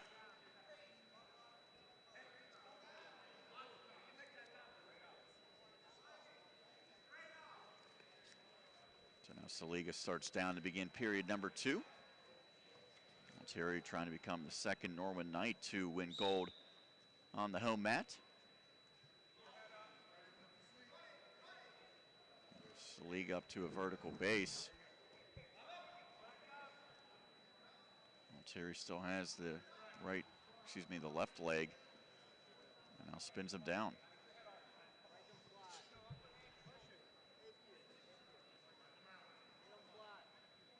Altieri reaching up to the shoulder blade area. Logan had an older brother, Tyler, that wrestled for Bell Vernon a few years back. Bell Vernon, a team that's won a championship in the last few years in the AAA classification as the grapplers go outside the circle. And 21 remaining in period number 2.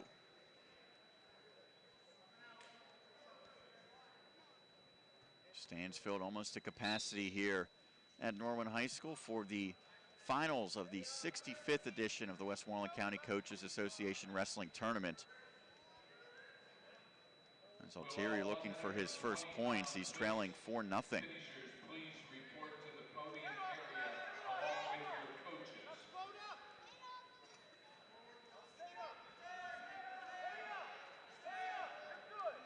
And an escape point awarded to Saliga to make it 5-0. Now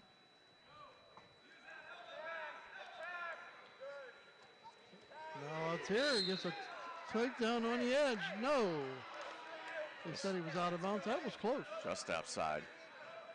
But maybe something that Altieri can use as some positive reinforcement as he's down by a pretty sizable margin here. He's going to have to make a move. Altieri was in on the leg. A counter move by Saliga gets a stalemate. And now they're back underway. 34 seconds left in the second period. 5-0 in favor of Logan Saliga of Bell Vernon. Altieri lunges at Saliga, but they again go outside the circle.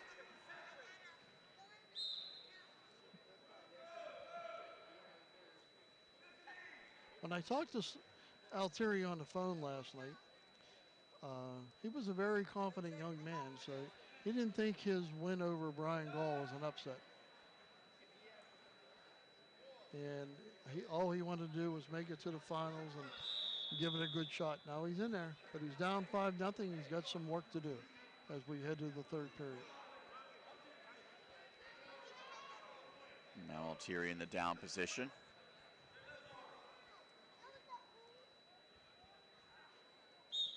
This is the 4th weight class in which we will crown a champion so far.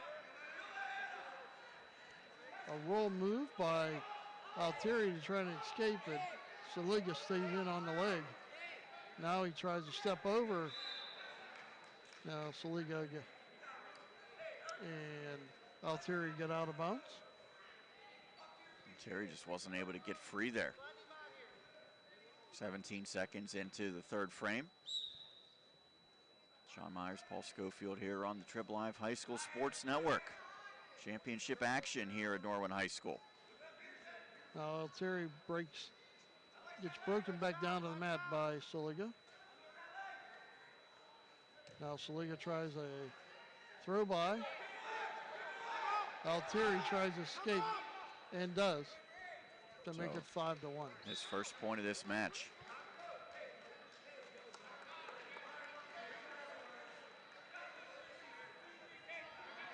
Reminder that we will have comprehensive coverage with articles on our website. Check them out courtesy of our colleagues at triblive.com.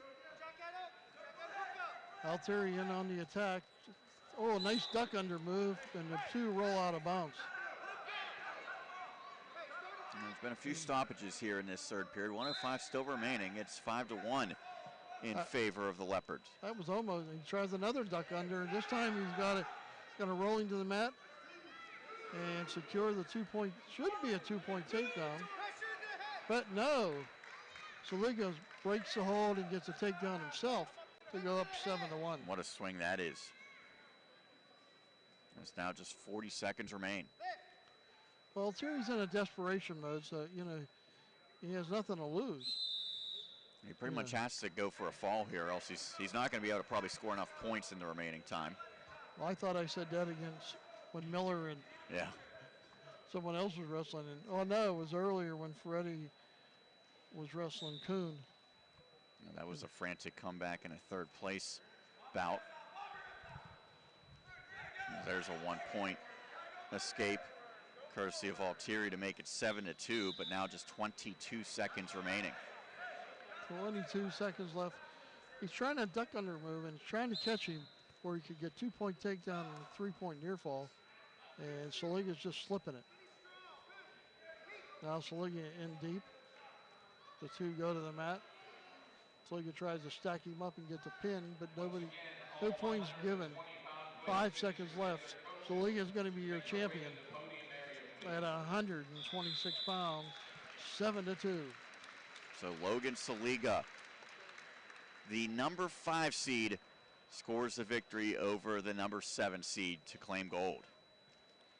Hey, early on, during the pregame, they were giving away scholarships, and they gave away 7 scholarships. They gave away 2 $1,500 scholarships. The first was the Nicholas M. Pecorara Junior Memorial Scholarship, and that went to Brooke Marie Doran of Valley. And then they gave away a $1,500 scholarship to called the Robert B. Van Adam Memorial Scholarship, and that went to Tristan Thomas Elma of Greensburg Salem. Elma wasn't here. He went back to school at Southern California. They gave away 5 $1,200 Scholar Athlete Awards, and I'll go over them real quick. Allie Hunter Caputa from Mount Pleasant, Sarah Ray Lynn from Bell Vernon, Paige Taylor Horwat from Kiski area, Maya Ann Hackman, from Derry area. Her dad was a county champion and All-American at California University. National All-American Division II. And the last one was Lee Rayon Vorse from Norwin High School. Obviously, 132-pound bout just gets underway. Number 1 against number 2. In the dark blue, it is Franklin Regional's Colton Camacho, the top seed. And in the green, Penn Trafford's Nick Coy, number 2. Coy, a very well-known name in wrestling circles in the Penn Trafford district. Brother, a 3-time state champion, Cam, who was our Wrestler of the Year last year. Cam is now at Virginia. Nick is 14-4, 82 and 26 overall. a two-time PIAA qualifier, and he's a junior. Colton Camacho is going after his third county title.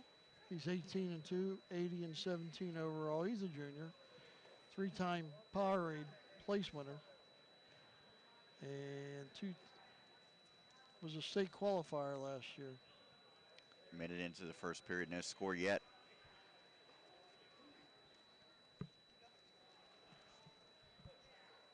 Kind of a stalemate between these two.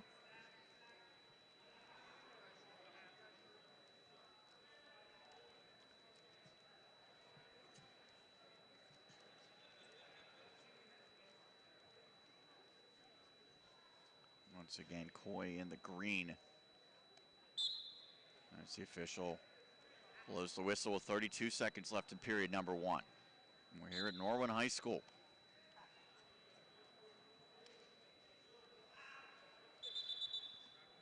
And Coy gets hurt trying to go in, and he's holding his head, it looks like. Hey, since the county title championship has been wrestled 65 years ago, there are only 12 wrestlers that have become 4-time champions. Colton Camacho could be the next year if he wins this year. And there's 38 others that have won 3 titles. So it's pretty outstanding achievement. The 4-time champions. We go way back to 61 through 64 was Tommy Bell of Latrobe. Then the next one was almost 20 years later, Billy Domowski of Mount Pleasant. And then Jimmy Brasco of Hempfield. Then came the brothers, the Jones brothers.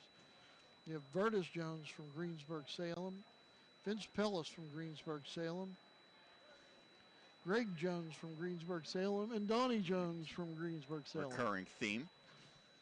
And then we have some Panthers dominance. Yeah, we have Nico Megaludis from Franklin Regional, Travis Schaefer from Derry, Matt McCutcheon from Kiski, Josh Shields, and Josh Maruka from Franklin Regional.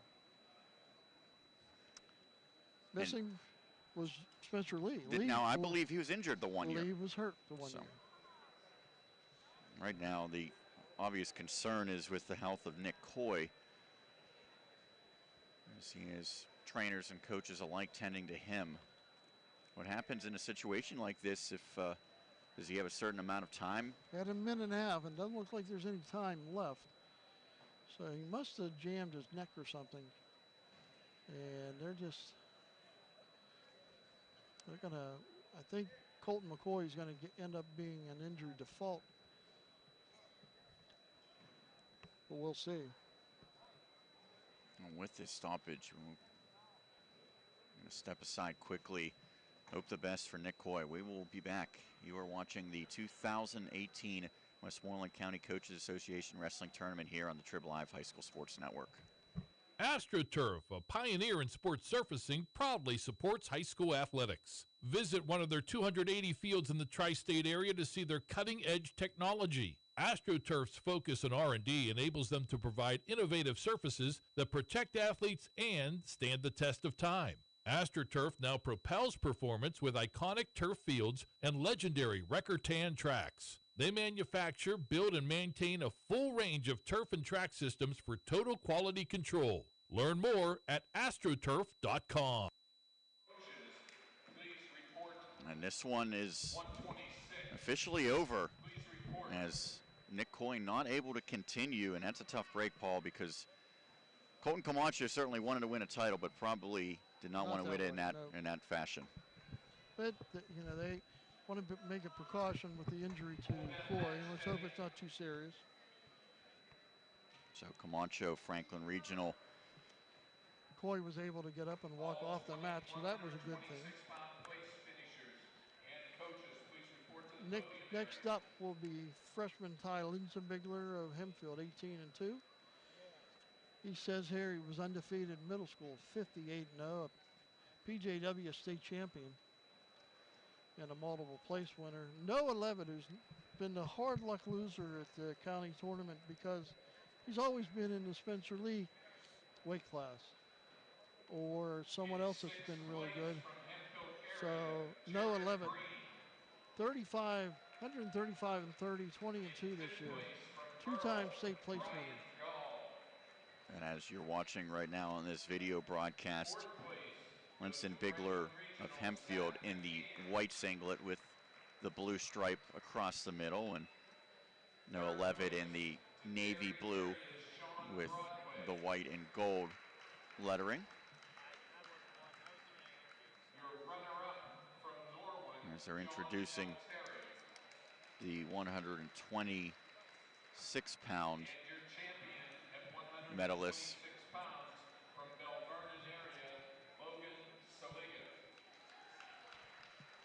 So now, with those medalists introduced, the attention turns to 138 pounds. The top two seeds doing battle. They're on their way.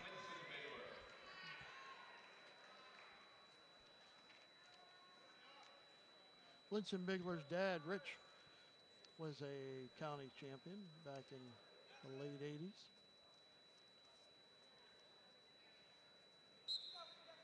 As they go out.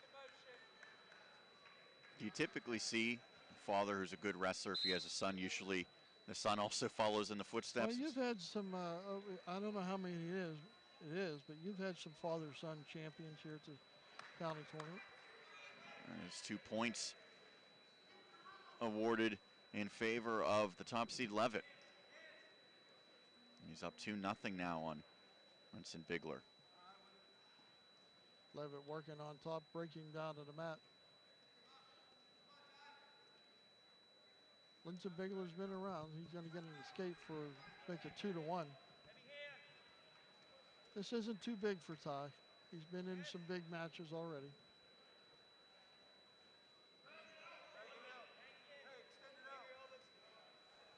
Levitt able to get behind.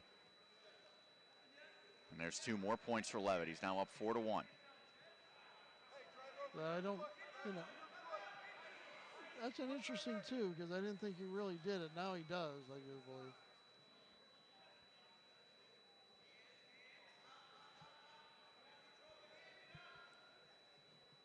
The official gave a quick takedown, and I think it may be a little too soon.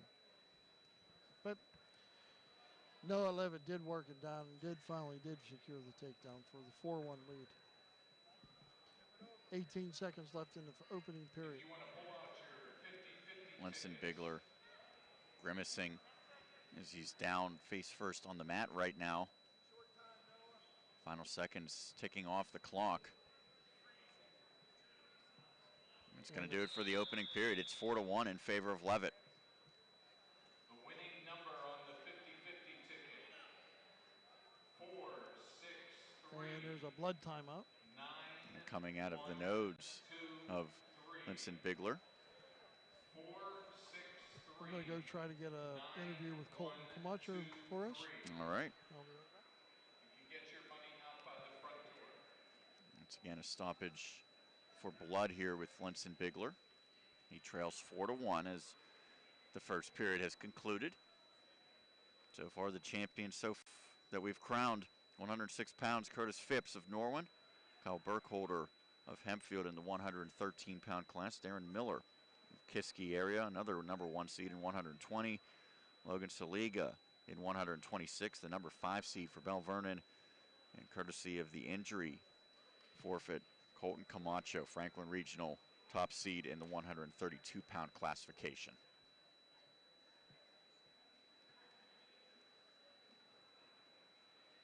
Looks like they have the blood stopped, or relatively close to it at least.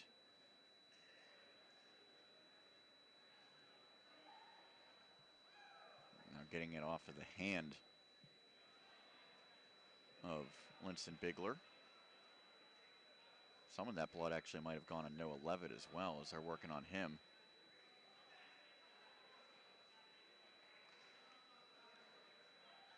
So now the competitor's ready to continue.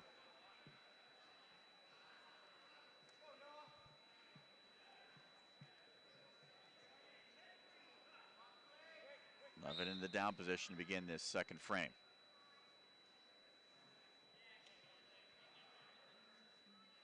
Trying to work his way free, and he's able to do so. So he gets another point to extend his lead. It's now 5-1.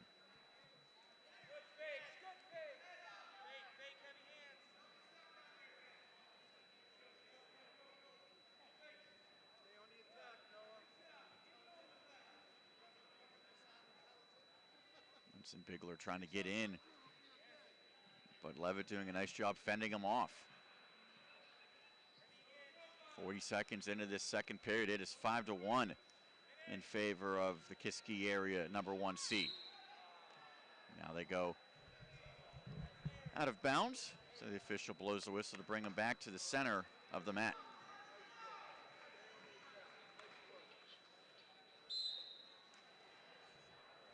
Five to 1's the score, right? Indeed. As Levitt has done a nice job here. So the gauze in the nose right now of Winston Bigler. Logan Saliga is going to join us in a second or two, and Colton Camacho will also join us after he gets his first place medal. Excellent.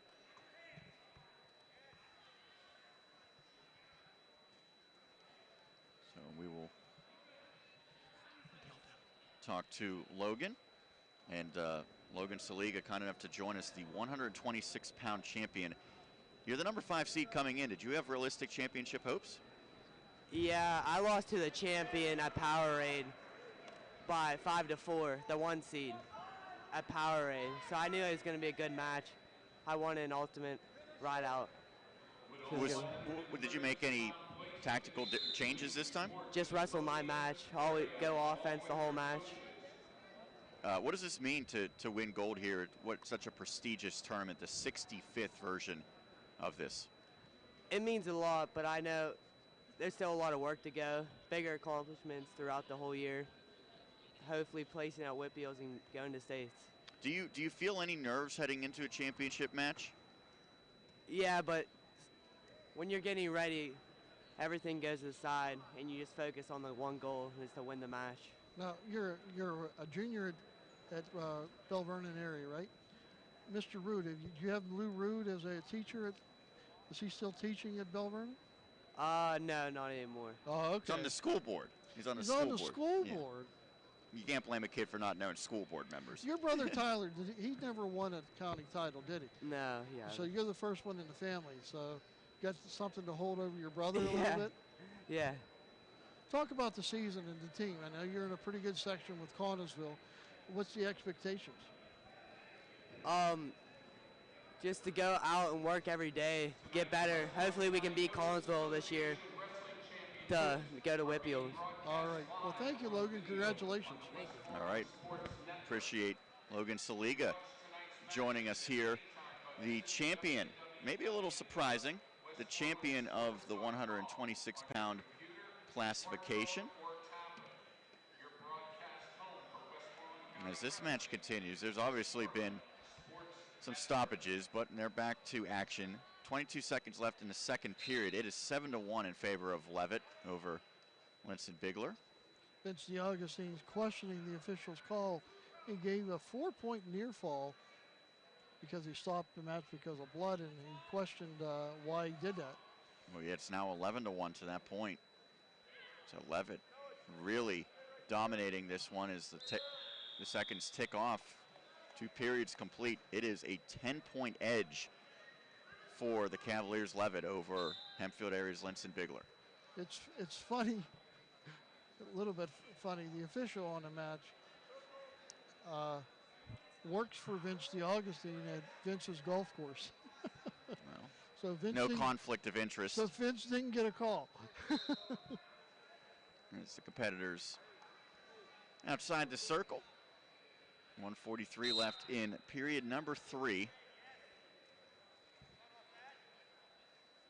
Once again, this is the 1 versus 2 match in the 138-pound class. That's a senior versus a freshman, so I mean, the senior should be a dominant in this weight class, and right now Noah Levitt is, but Lindsey Bigler's not backing down. He's battling. Lindsey Bigler working on the front headlock. Now Noah Levitt backs away as they work near the edge and out of bounds. 1:06 remaining in this third and final period of regulation. You know, Lou Rue and I go way back. We were softball Sorry teammates. to hear that. We were softball teammates back in the day. Is he any good? Oh, yeah, Lou talked a good game. No, I mean, he was pretty good. We didn't have a great team. It was a great league we were in. But we had fun, that's for sure. A lot of these competitors having fun this weekend in this prestigious 65th annual Westmoreland County Coaches Association Wrestling Tournament. Right now, Levitt in complete command, 11-1 the lead with just over 30 seconds remaining in this third period. There's another whistle, stops the clock with 31 seconds left. Ty Linson Bigler has to really make a move here. This will be a learning experience for Ty because he's going to have to dangerous right there. Yeah, he's got to face the tough wrestlers, and you know if he wants to go back to states as a freshman, which is a tall order,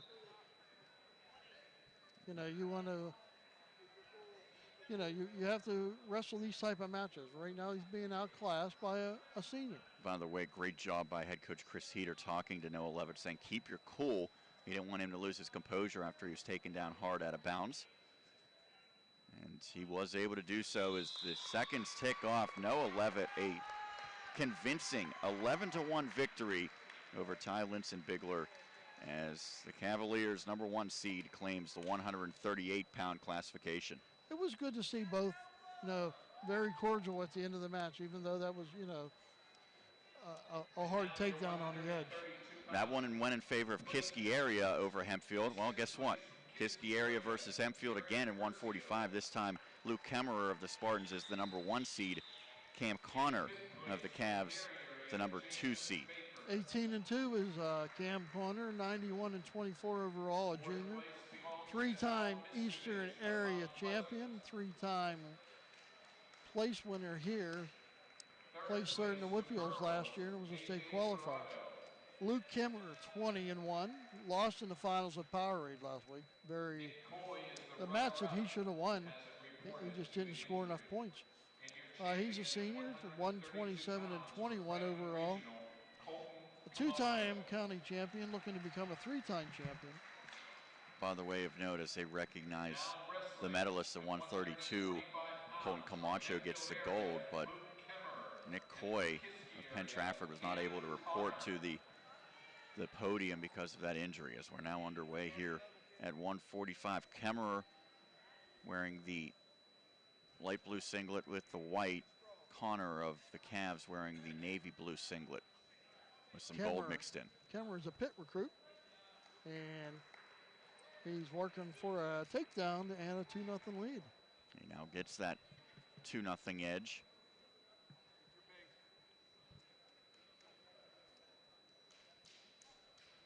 Connor trying to find a way out to score a point courtesy of the escape, but so far his left arm is trapped by Kemmerer.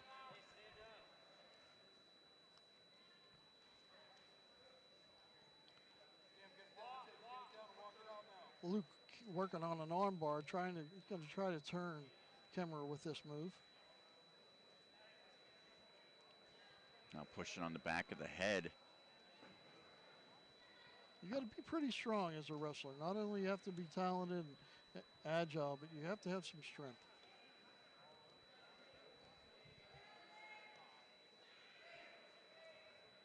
He's got control of the left arm, trying to.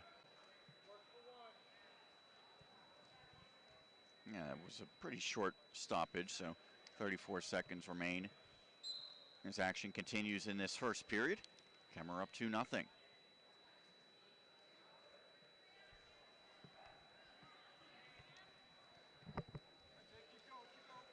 Kemmerer works him back down to the mat.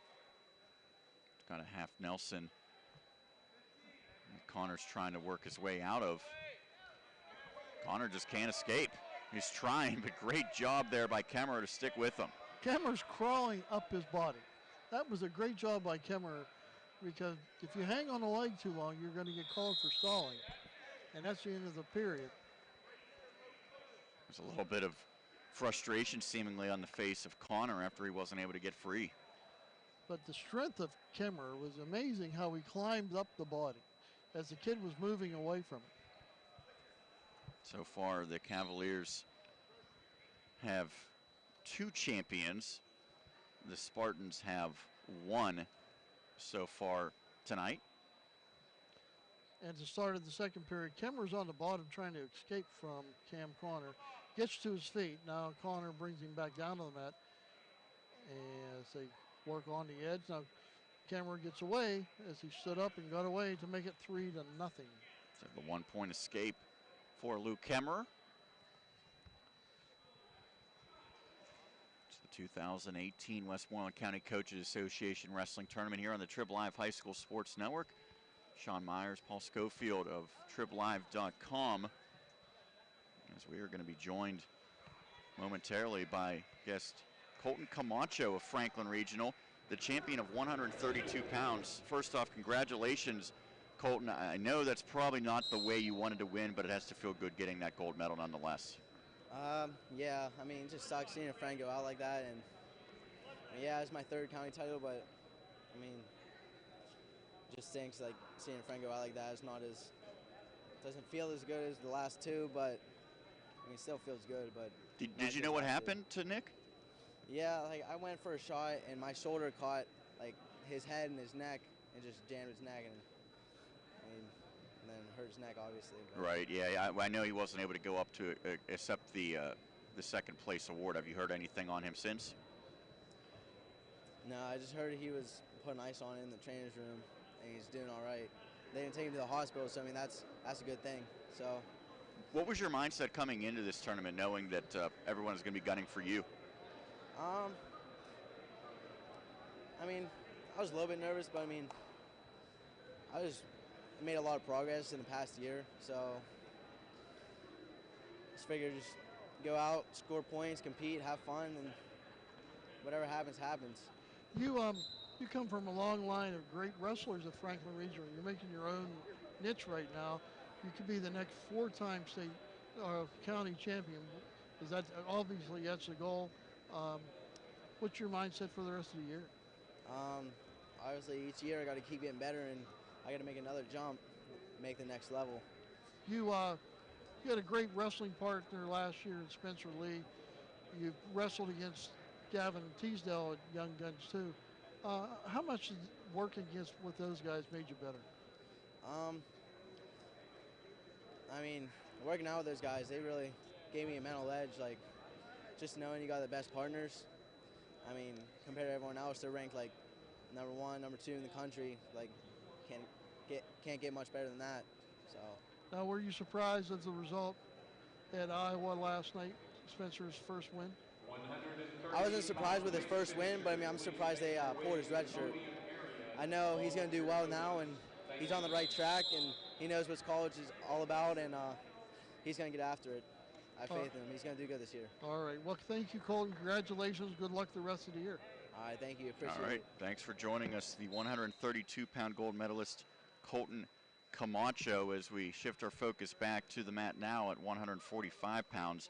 We begin period number 3. Luke Kemmerer of Hempfield area holding a 5-0 edge over Kiski area's Cam Connor. And that goes to 7-0 as Luke gets a takedown. Luke is very good. His brother was a county champion, Jake, a few years ago, and a state champion. Yeah, Kemmerer is a pretty famous name in this area for high school wrestling. So Luke is working on top, controlling the match against Cam Connor, a very good wrestler himself from Kiski area. Right now it's silence from the Cavs coaching staff and Chris Heater. Not much you can do when you're getting overpowered on the top. I mean, it's up to Connor to get up to his knees and try to get an escape. But right now, Kemmerer is doing a good job of working. So now Connor gets up and gets away, but Kemmerer attacks and takes him out of bounds. Almost. So the first point for Connor makes it 7-1.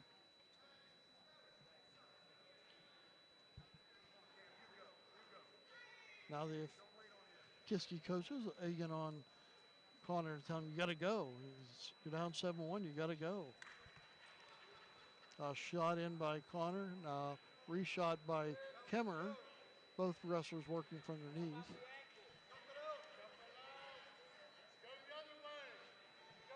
Got to work hard, and you got to stay strong for 6 minutes if you want to win a wrestling match. Oh, there's just 20 seconds remaining of that 6 minutes. 7-1, complete control for Luke Kemmerer as he's trying to close this one out. Connor has to make a move here quick. And Kemmerer gets a takedown. That'll make it 9-1 as the final second ticks off.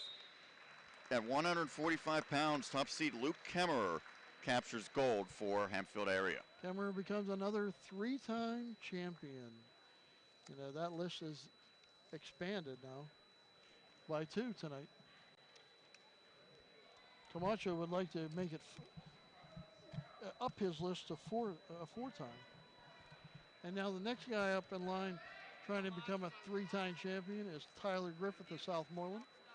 We're at 152 pounds. Tyler's 10-2 this season, 126-18 for his career. 2-time county champ, 2-time section champ, 2-time WPL AA champion, 3-time state qualifier, and a place winner, 8th and 2nd.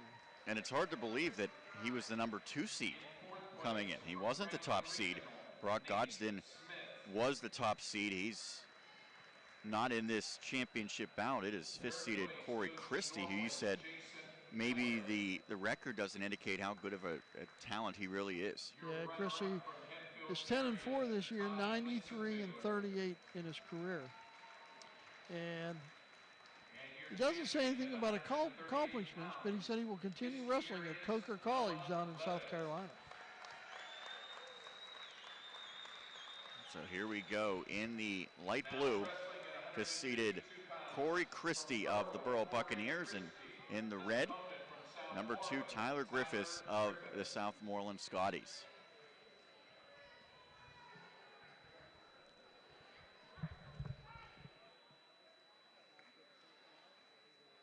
As they get set, and this match at 152 pounds underway.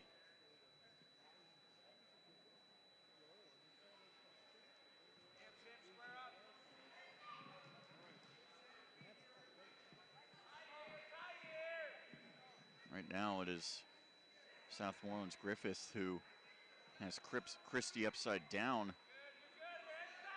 Now reversed by Christie. Still no points accumulated thus far as the official blows for a stoppage.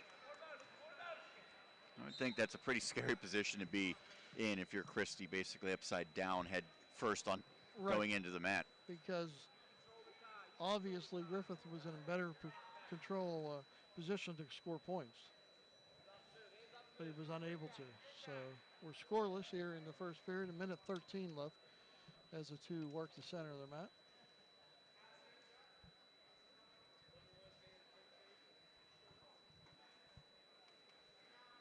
Both are working on their head. They're, you know, kind of similar body types. And now Griffith gets in on the leg, but he's got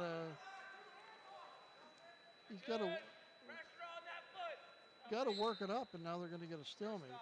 Do you see much of a difference in strategy when you get to some of the higher weight classes? This is kind of in between. This is sort of like a middle class, but as opposed to the lightweights, is there much difference in the approach? No, the good wrestlers are going to be aggressive and they're going to attack. And you have to be in an attack mode all the time if you really want to win a title, you know, or be a great wrestler. So a lot of times you'll see good defensive wrestlers, but if you can't score, you're not going to win. Even it depends, you know, even though you're a great defensive wrestler. So you got to be able to score points. Now Griffith and Chrissy, you know, they've been in some tight matches all along, so. There has not been any scoring so far in this match as the first period comes to an end. By the way, I don't know if you know the answer to this or not. The back of the singlet for the Scotties has like a map on it. Do you know what that? It's a map of Westmoreland County. And it indicates where they're at, And right on the very edge. Very edge down near Connellsville, Scottsdale area. I believe actually they're primarily in Westmoreland County, but I believe part of the district. They have a township. A little bit of the township is Upper Tyrone Township is in Fayette County. And Everson is in Fayette County. So Bell Vernon's another district that spans multiple counties. But majority of Bell Vernon is in Westmoreland County. Now we're starting the second period. Griffith takes down and tries to escape. Both wrestlers roll out of bounds. Still no score. 12 seconds into this second frame. Tyler Griffith, the second seed, a fifth seed, Corey Christie. It's the 152-pound gold medal match. Christie got to the finals with the pin of Jake Brand of Franklin Regional in the first round. Quarterfinals, he got a pin of Joe Williams of Greensburg, and then he beat Dodson 4-3 in the semis. First point singular goes to Griffiths of Southmoreland, courtesy of the escape. He's up 1-0. Griffith had a tech fall over Trevor Verclaren of Hempfield in his quarterfinal match, and then beat Jack Bloomer of Kiski area 5-2 in a pretty good semifinal bout. I know one thing that Griffith, like his older brother, is very tough on top. Tough to score on. Griffith gets in on the leg, now sprawls out. Christie tries to push back. Now Christie tries to work in a high crotch, and both are going to get stopped for a stalemate.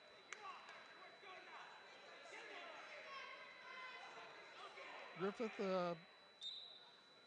didn't compete last week in the Southmoreland Classic. I think he was injured.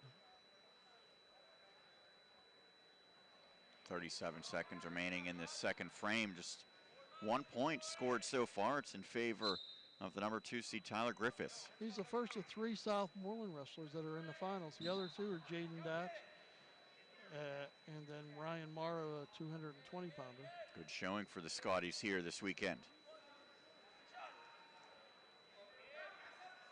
Both of these guys are very, very similar in their styles. So they're kind of mirroring each other. Both wrestlers go out of bounds, and they'll go back to center. 1-0 Griffith here with 12 seconds left in the second period.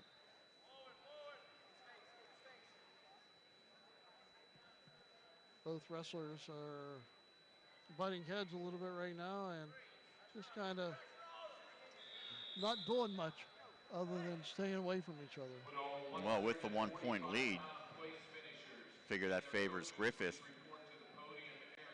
Although now Christie goes into down position. If he's able to get an escape here, he would pull even. Now Griffith throws the legs in. He's a leg rider. So if a good leg rider, if he gets the legs in, you're not going to get out. Griffith doesn't have to score. Now Christie stands up and gets a stoppage for a potentially dangerous move. 1:45 left in the match. Now Christie stands up. Griffith gets in on the leg. Now both come rolling out of bounds. You almost had your first one on your lap. Cool-handed Chris Lackner, unfazed by that as he was able to pan down. Trib photographer Shane would have got it first, though. He's out in front of us. Now Christie stands up. Griffith working around, and then Christie breaks the hand control. Gets the escape. We're tied at 1 with 1:20 left.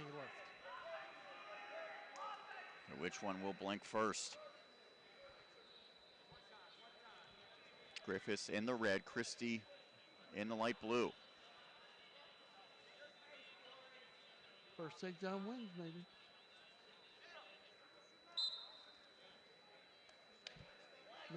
Minute 3 left in the match.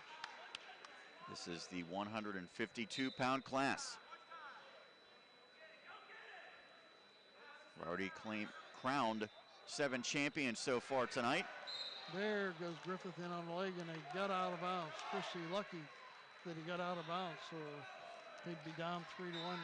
Griffith had a good shot there. 50 seconds left. Now Christie goes in on the leg and misses, and the 2 roll out of bounds.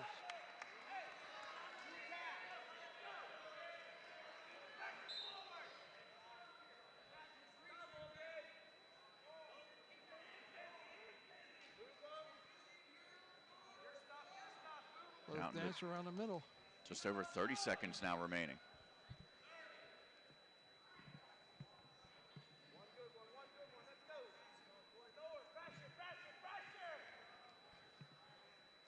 Luke Kemmer back there talking to Colton Camacho. I bet you that's a pretty good conversation about being county champs, 3-time champions, both of them.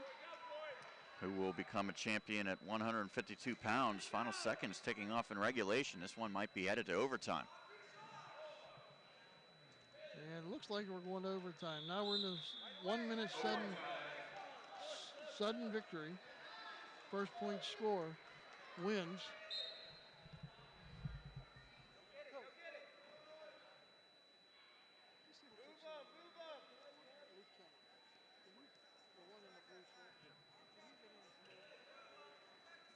There's 15 seconds elapsed in this sudden victory period. Stalemate so far. It's just 1-1 between the number 2 seed Tyler Griffiths, number 5 Corey Christie. Not much action. I mean, there are really not a lot of takedown attempts by either wrestler.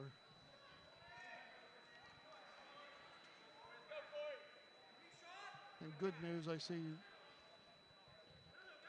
think it's Nick Coy talking to Colton Camacho back there. Now Griffith in on an ankle. Got to try to pull him back in and secure the takedown, but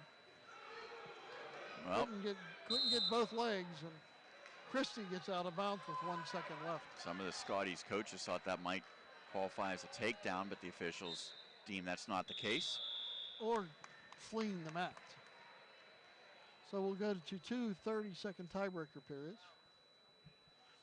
Christie gets choice right now, and he's going to take down. You said the ultimate tiebreaker would be first point scored? The ultimate would be if they are tied after this one, that's either you get away or you don't. Okay. Now Griffith deep on the leg, just holding on. Christie trying to break the hold. 15 seconds into the 30-period tiebreaker. And Griffith is still trying to hold on. Josh Shields wants him to break it, and now they call a stalemate with 3 seconds left. Coach Shields nearly in the circle there.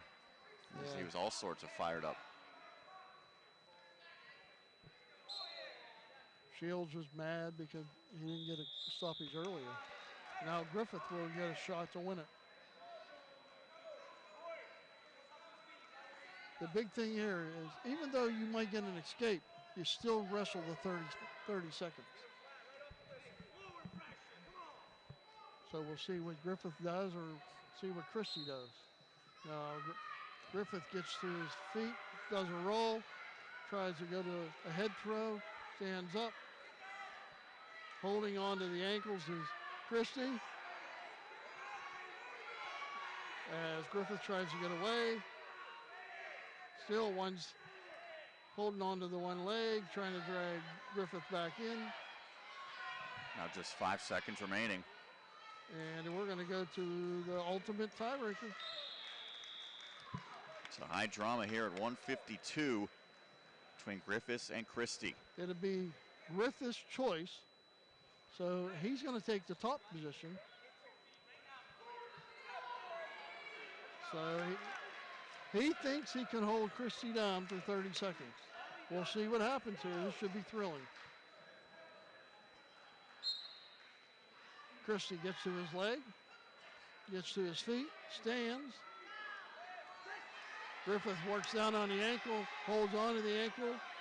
Now Christie turns and twists. Now Griffith grabs both ankles. 14 seconds left. Christie trying to escape, and does.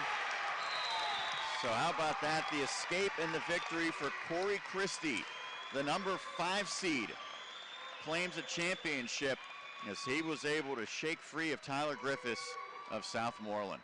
And that denies Griffith a county title. Great win for Corey Christie. Great tournament for Corey Christie. He is the second number 5 seed to claim gold so far here tonight.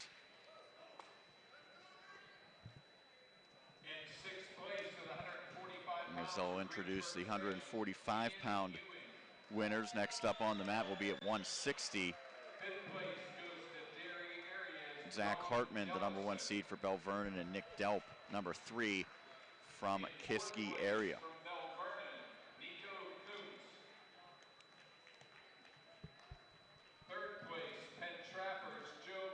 Those two wrestlers could wrestle all night and be like that, I do believe. Christie and Griffith. From Kiski area, Cam Connor. And your champion at 145 pounds. Coming up at 160, Kiski area is Nick Delpus. Sophomore, he's 17-5 this year, 48-17 overall. Two-time Eastern area finals.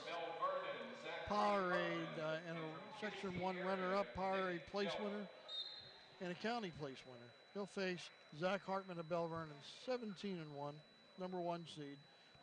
144-24. What impressive stats for Zach Hartman. And he was a North Coast Classic champion, a Powerade runner-up this year. Hartman with the black singlet with the gold streaks through it. Meanwhile, Delp of Kiski area in the navy blue with the white stripe.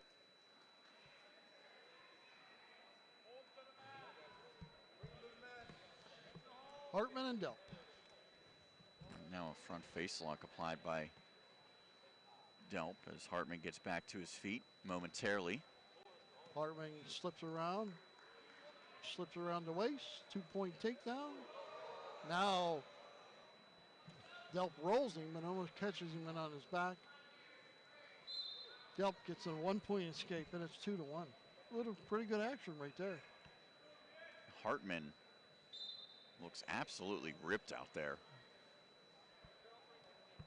Delp has a pretty good physique in his own right, but I don't think he compares quite to the caliber of Hartman.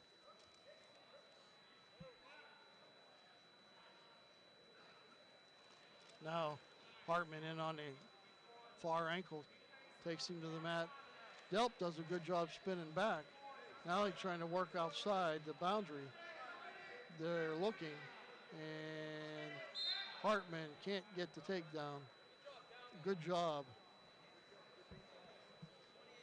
by Delp. And right now we got Cal Burkholder of Hempfield area. Congratulations, Cal. Thank nice you. win for you. Thank you. How big is this? I mean, last week you wrestled at 108 or 106 down at Powerade, came up a little bit short, but then you came back to 113, had a good tournament. Yeah, it was pretty big. First time winning this. Hopefully I'll get another one next year, but this one was definitely a big milestone for me. Talk a little bit about your match. It was a close match for a while, and then you kind of took control.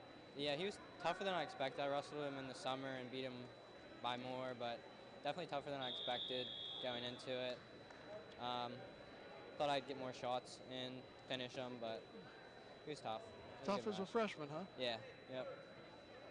Talk about, now you were the first Spartan to win tonight, and then Luke came up with a big win. Team had a pretty good showing. Looks like you'll probably get second place to a pretty good Kiski team. Yeah. And it might come down to you two teams down at the end. Yeah. You guys Think you match up well against Kiski? Yep. Yeah, I think I do.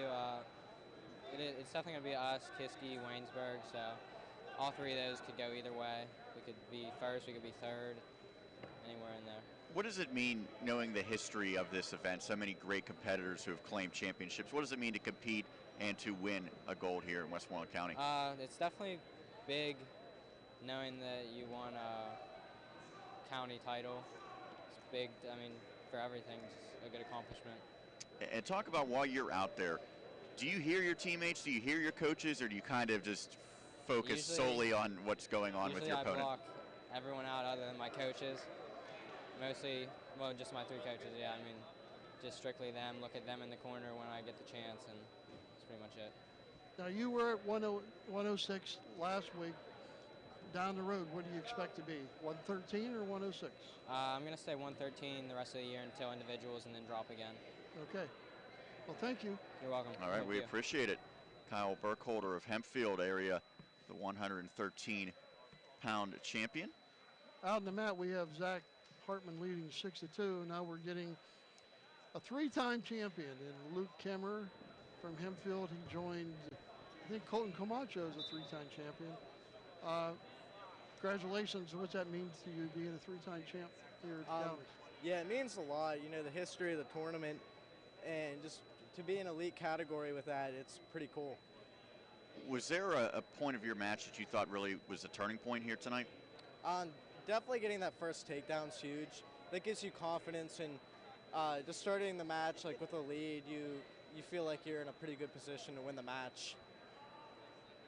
What's the biggest hurdle when you compete in an event against some of the top wrestlers in the county? I'm sure a lot of these guys probably have seen you before and kind of maybe know that you're the guy to beat. Is it sort of that target on your back that makes it a challenge here? I don't really feel too much of a target on my back.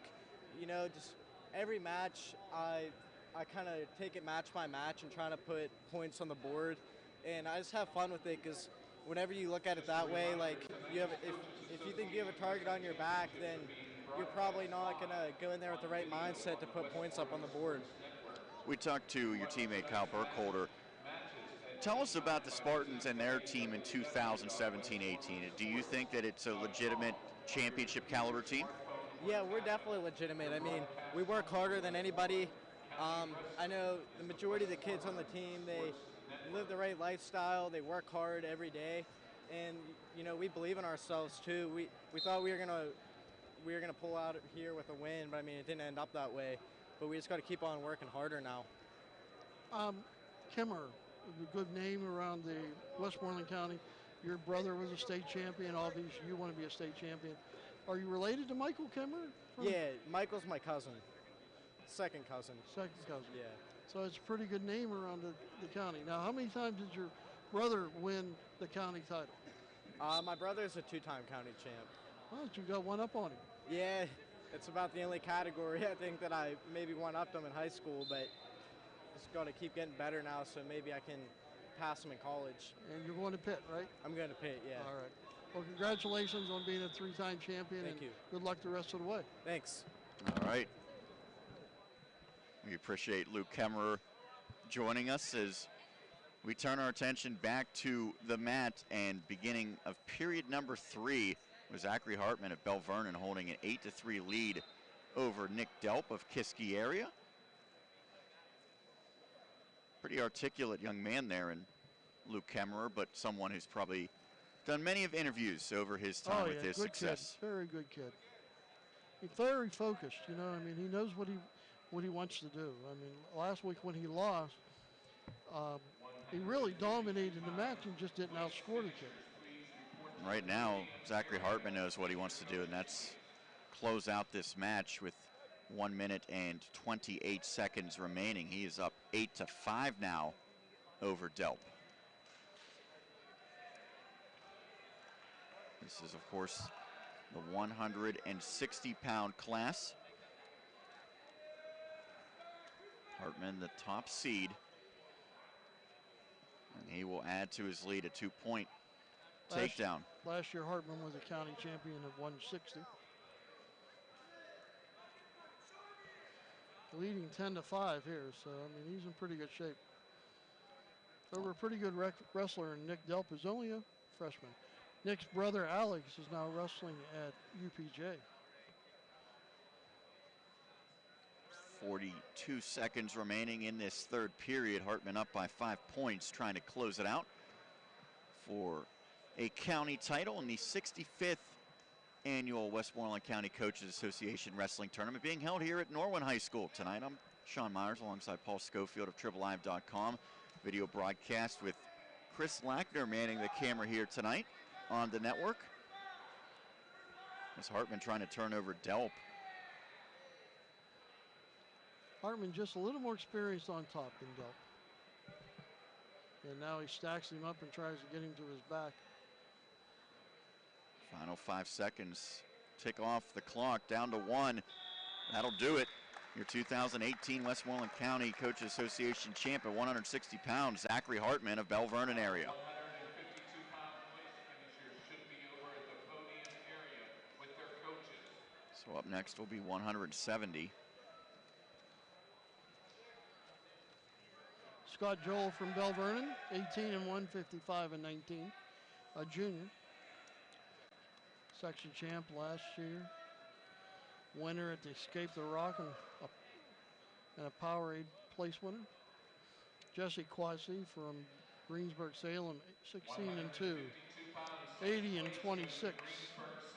Section champion, 5th in Whippeal last year. Quatsi got one of the biggest ovations when they introduced all the competitors here tonight.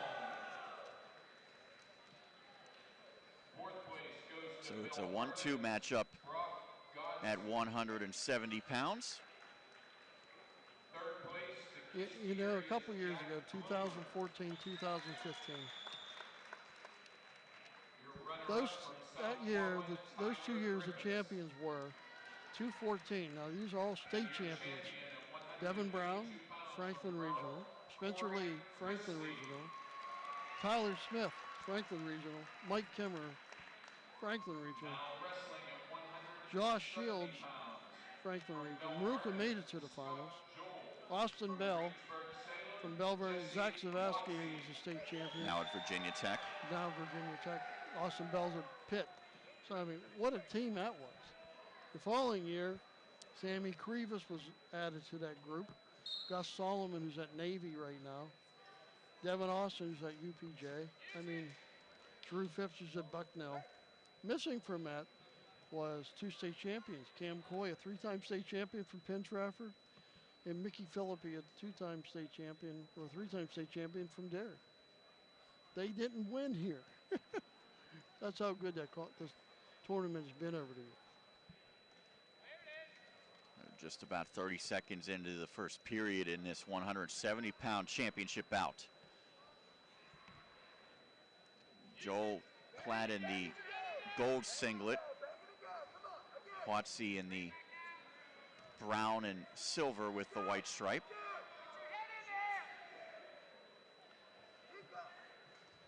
Quatsi, Joel just almost rolled himself into a bad position. And said, maybe I shouldn't go this way, he thought. No score thus far. A minute left in the period.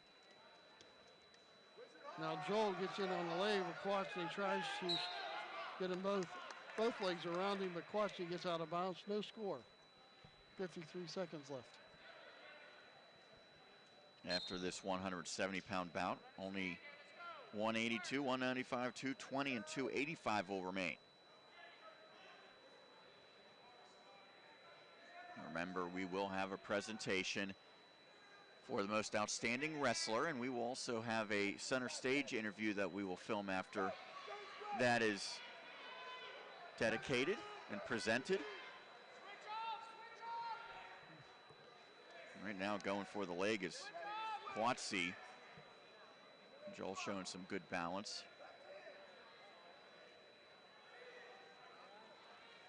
Now he goes for the leg of his adversary. Could be a 2-point situation. Indeed it is. 2 points for the top seed Joel. Right before the period comes to an end. So good job with the takedown by Scott Joel. He leads 2-0 after the first period. on the Greensburg-Salem's coached by Randy Parsley, but he's not in the corner. He's letting Brian Sticka, former county champion and state runner-up, handle the duties. So Joel will be on the bottom as we start the second period. He's leading 2-0.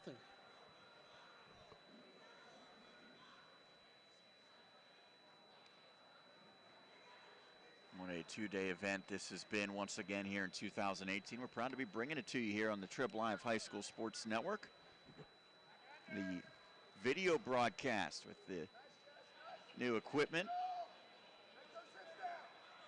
What a big year 2018 will be on the Triblive High School Sports Network. We debuted the new studio on Wednesday night.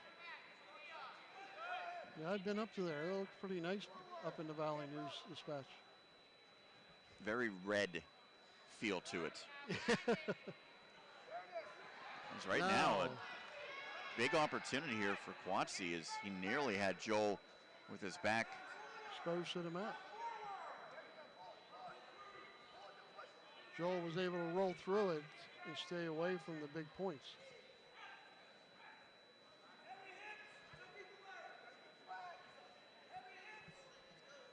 Just over 40 seconds remaining in this second period. It's still 2-0 in favor of Scott Joel of Bell Vernon, but right now Jesse Quatsi trying to pull even.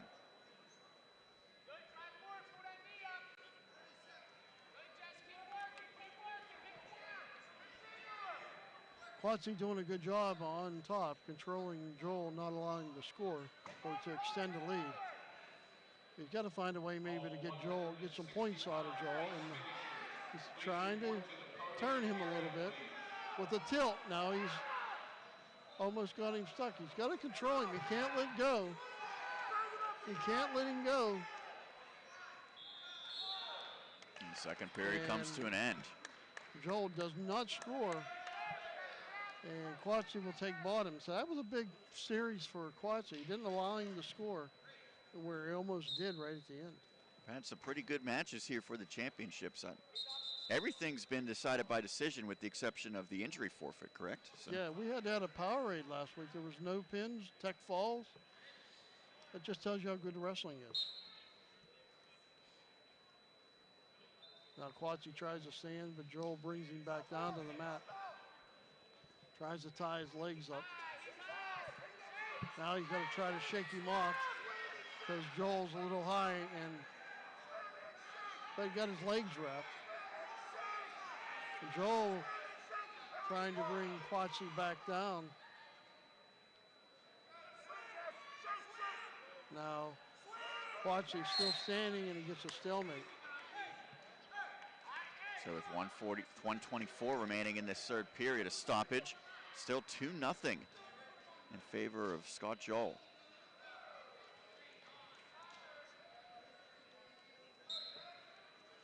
Quatsi sits, tries a turn. Joel goes with him and breaks him back down to the mat, tries to throw his legs in. Quatsi gets his feet and gets away for an escape. And makes it 2-1. Just over a minute left in regulation. Quatsi shoots in, gets a bear hug a little bit. They back away. Pretty even match here, 2-1. Between Scott Joel and Jess Quatsi. Now Joel steps in on a duck under. Good move, gonna get a takedown to go up 4-1. That's big. 40 seconds left. Now he's really in command. Is the top seed. Quatsi hesitated, and you know what they say, he who hesitates is lost. Trying to become the second straight leopard to claim gold. Third leopard to win a title. Well, if you add Logan Schliger, right? 10 seconds left, 4-1 in favor of Scott Joel, and he looks like he's going to move on with a nice county titles. He tries to bring Quatsi over. He's going to get a couple extra points with near fall points to make it a final of 6-1. A really good match between Scott Joel, the winner, and Jess Quatchney of Greensburg-Salem. He becomes the 8th #1 seed to claim gold. So the top seeds, by and large, have lived up to the expectations. As now they'll recognize other medalists as the attention turns to 182 pounds on the mat with another #1 seed, Jaden Datz of Southmoreland, and #2, Logan Pollock of Kiski area. Datz 16-2 this season. Got his 100th win in the semifinals. 138 is his overall record. He's a WPL runner-up, section champ.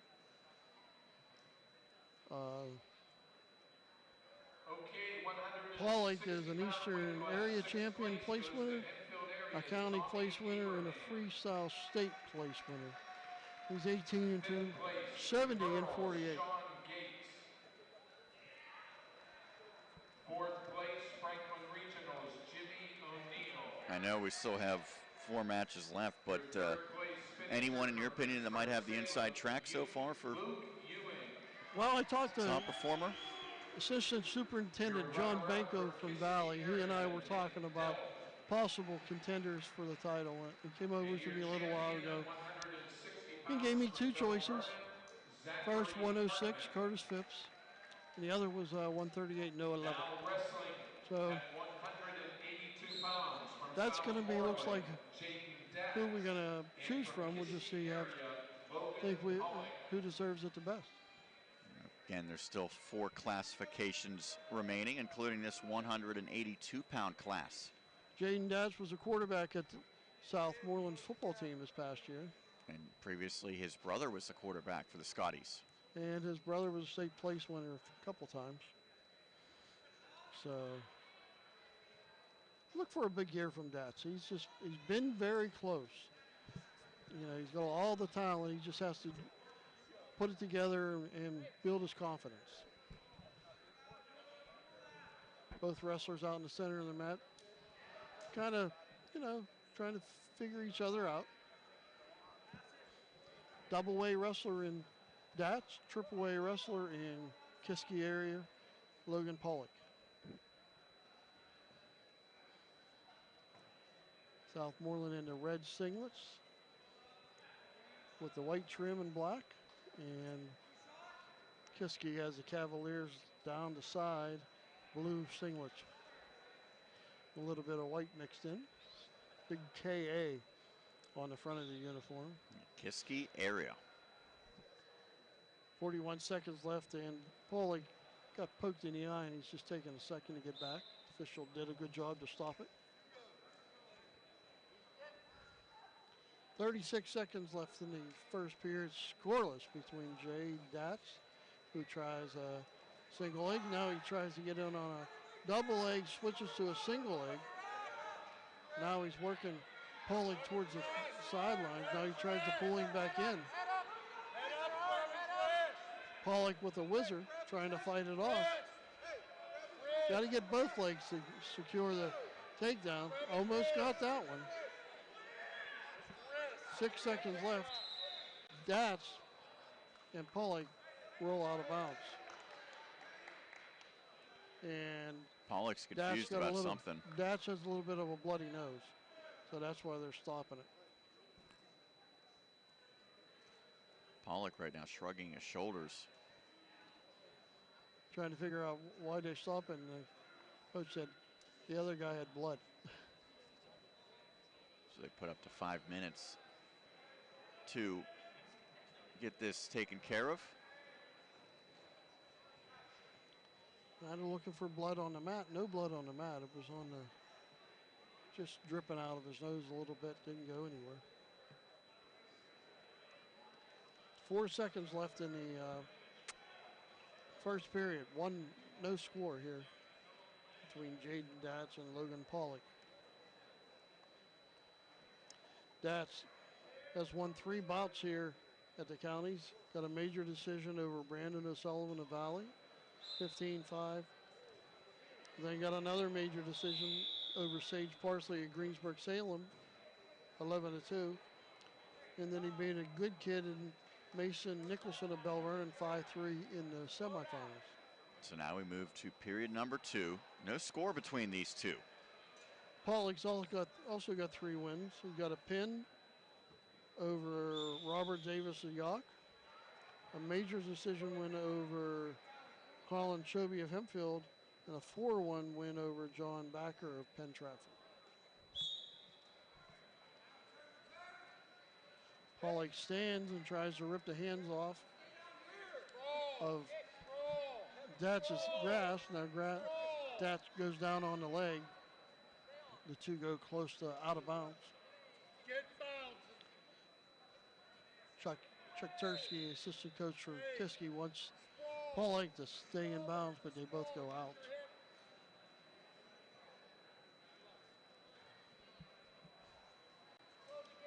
.140 left in the second period, and we're scoreless. Pollock trying his best to escape and get a point here, as again they go off outside the circle.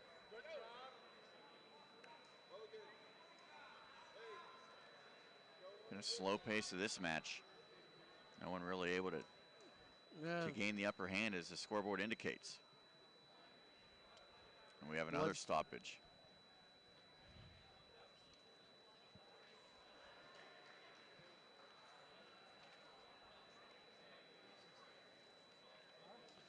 While there's a break, I'm going to go see if I can secure us another interview or two. All right, sounds good. Let's recap. We are here competing at the 182-pound classification. Number 1, Jaden Datz of Southmoreland. Number 2, Logan Pollock of Kiski area. Score 0-0 with 1:32 remaining in this second period. 3 2-minute periods at the high school level.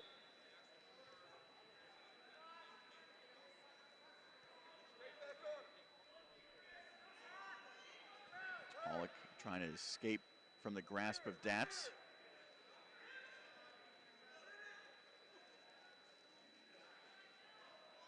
Datz with the right leg of his adversary.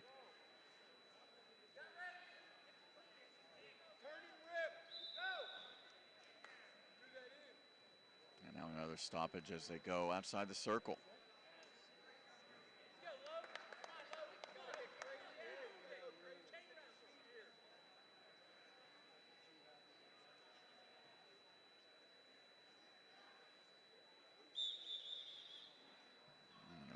Bit premature that time was Datz.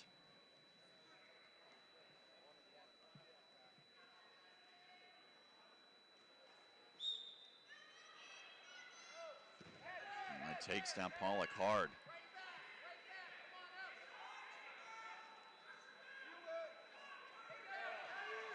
And Pollock able to escape, and he's going to get 1 point for it. So Logan Pollock up 1-0 with 53 seconds remaining in the second period.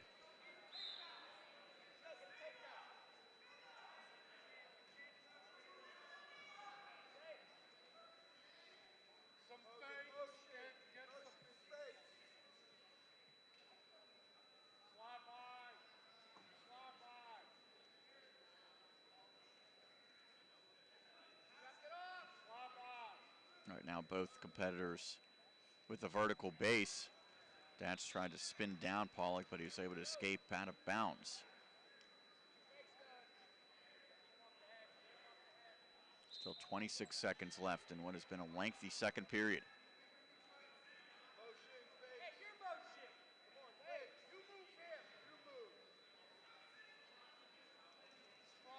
Now Datz able to shoot in, get a 2-point takedown.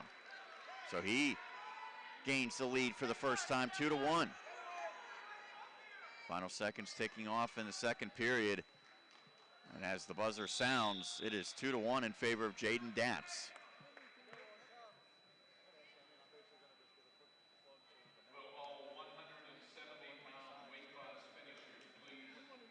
So now maybe just 2 minutes away from a title for Datz. He's holding a 2-1 lead over Logan Pollock. Datz begins down.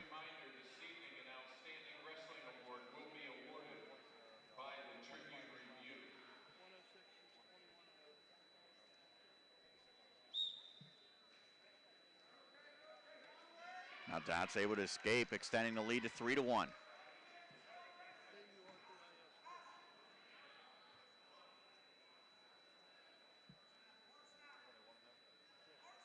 Pollock trying to bring Dats down. But Dats trying to shoot a leg takedown as they go out of bounds once more.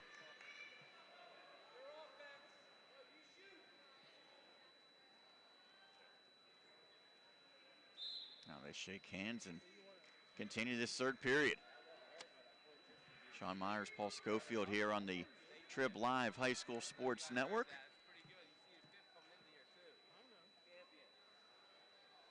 Paul chatting with Josh Shields, the coach of the Borough Buccaneers.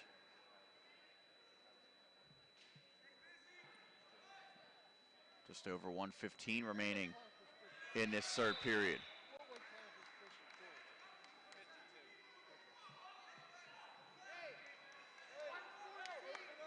It's still 3-1 in favor of Southmoreland Stats.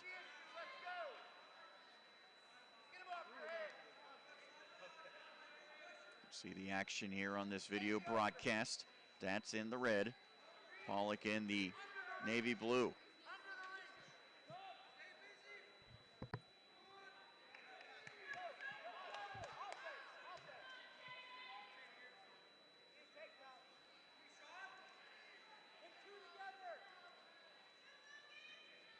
Now down to the final 40 seconds.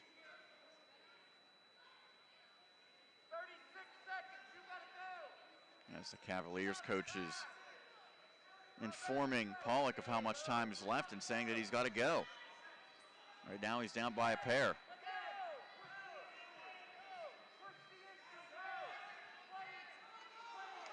He's just not able to get in on Dats. 15 seconds left. Dats able to use Pollock's momentum against him initially. Now they grasp along the clavicles as the final seconds tick off. Jaden Dats of Southmoreland claims gold courtesy of a 3-1 decision.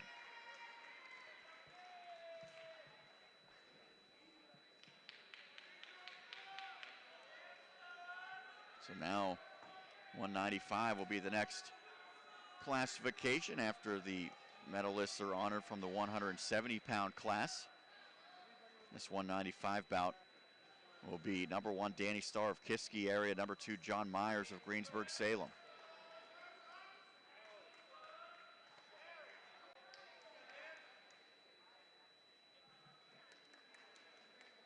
What a two-day event this has been, the 65th edition of the Westmoreland County Coaches Association Wrestling Tournament here, hosted by Norwin High School.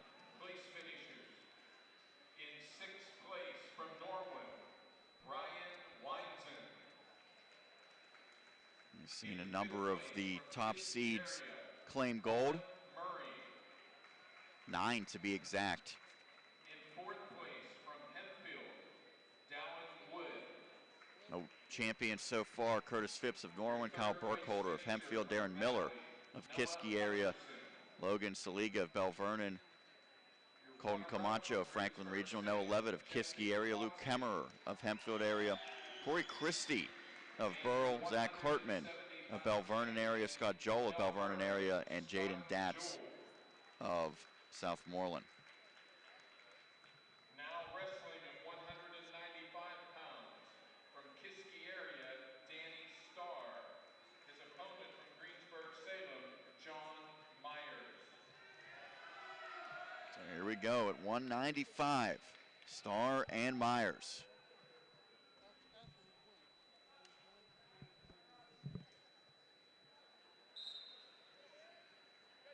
As they lock up.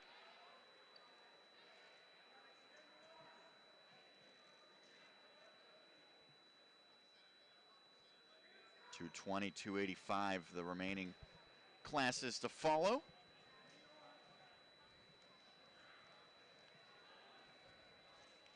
Danny Starr, returning county champion, 3-time Eastern Area Place winner. He's 14-3. He's got a 68-24 overall record. He's a senior. Chris Heaters barely had to move from his spot right next to us. He has been coaching a number of his grapplers. John Meyers, is he related? He is not, no. Sophomore at Greensburg, 18-3. Finished third at the South Moreland Holiday Classic. I tell you what, this kid looks like he's going to be pretty good. He's only a sophomore. He and I certainly do not share wrestling natural ability, I can tell you that.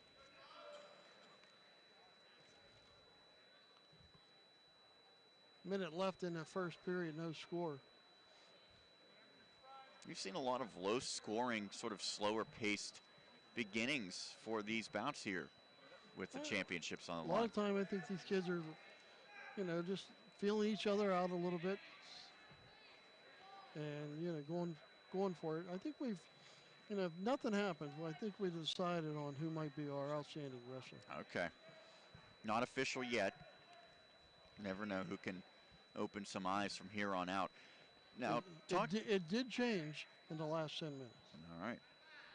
Talking about this Westmoreland County tournament and the competitors here, having covered it over the years for you, do you get the idea that pretty much everyone already knows what to expect with their opponents? They've pretty much seen them at some point in time, whether it's going against them or at least getting a scouting report firsthand from seeing them? Well, yeah, a lot of these kids will see each other, and it started at a young age in the Junior Olympics.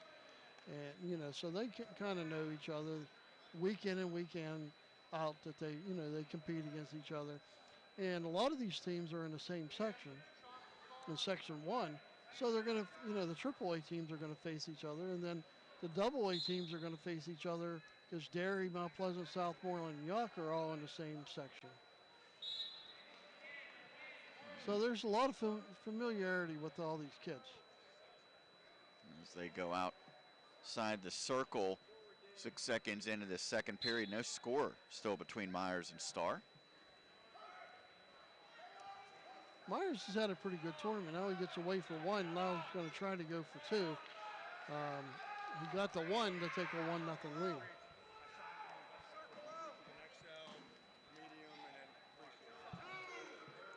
And now a 2-point takedown in favor of Starr gives him the 2-1 edge. That one coming right at the edge of that circle. Yeah, you got to wrestle. You got to continue to wrestle no matter where you are on the mat. So,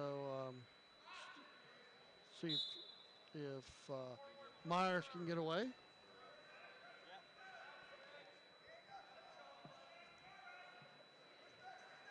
As Starr works on the top, Meyers tries to stand up. Tight waist by Meyers. And check at Starr, and he rips him back to the mat. 2-1 with 1:19 left in the match in the second period. The win leader is Danny Starr from Kiski area, senior. Starr has 3 pins on his way to this, getting to the finals. Now he gives up a reversal. Got a little bit sloppy. And gave up a reversal to Meyers, and Meyers has taken a 3-2 lead. Like I was saying, Starr's had a great tournament.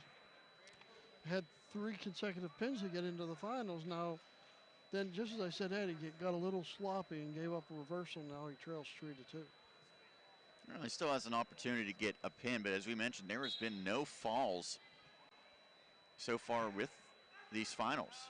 Not at all. That means it's wrestling pretty good, pretty balanced. Now Meyers has got 2 pins and a win on his way to the finals. He has the fastest pin of the tournament so far, 9 seconds.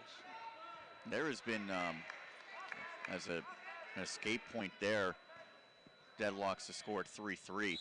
There's been a trend here. A lot of number 1 seeds have claimed titles, and ironically, the only 2 champions who were not number 1 seeds both happen to be number 5 seeds. Yes. Saliga and Christie. So number 1 has been lucky, and number 5 has been lucky. I think the balance and the seeding criteria, they did a good job seeding this tournament. They have a point system that they go by, and pretty much, other than if it's head-to-head, they go by the most points accumulated over the years. So just 10 seconds remaining in this second frame, deadlocked at 3 points apiece. It looks like there's some fatigue right now. In the face of Meyers, but Starr looks a little fresher, and he'll go down in the down position, so he'll try to escape. But, Starr's done a great, Meyers has done a great job. He's gotten a few, got a takedown, came close to another takedown, so even if he gives up an escape, I think Meyers is pretty confident that he can take Starr down. And now an opportunity for Meyers as he tries to turn over Starr, but now Starr able to get up to a vertical base. It stands, and he's going to stay in control of Meyers, so he didn't get the escape where he should have. Just not quick enough to turn around. He had the chance to escape and did not. 1:37 left, and his whistle goes. That escape would give him the edge as the competitor's deadlocked right now. Starr stands. Meyers goes with him. Meyers works him to the edge of the match and gets called for stalling. So he got an attempt to take him back down to the match. Now he's going to give up the escape. And that coming with just 1:10 remaining in the final period of regulation.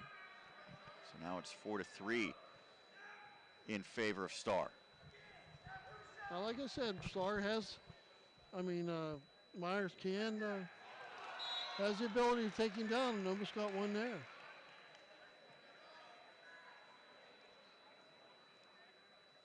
So official wants Meyers to readjust his headgear.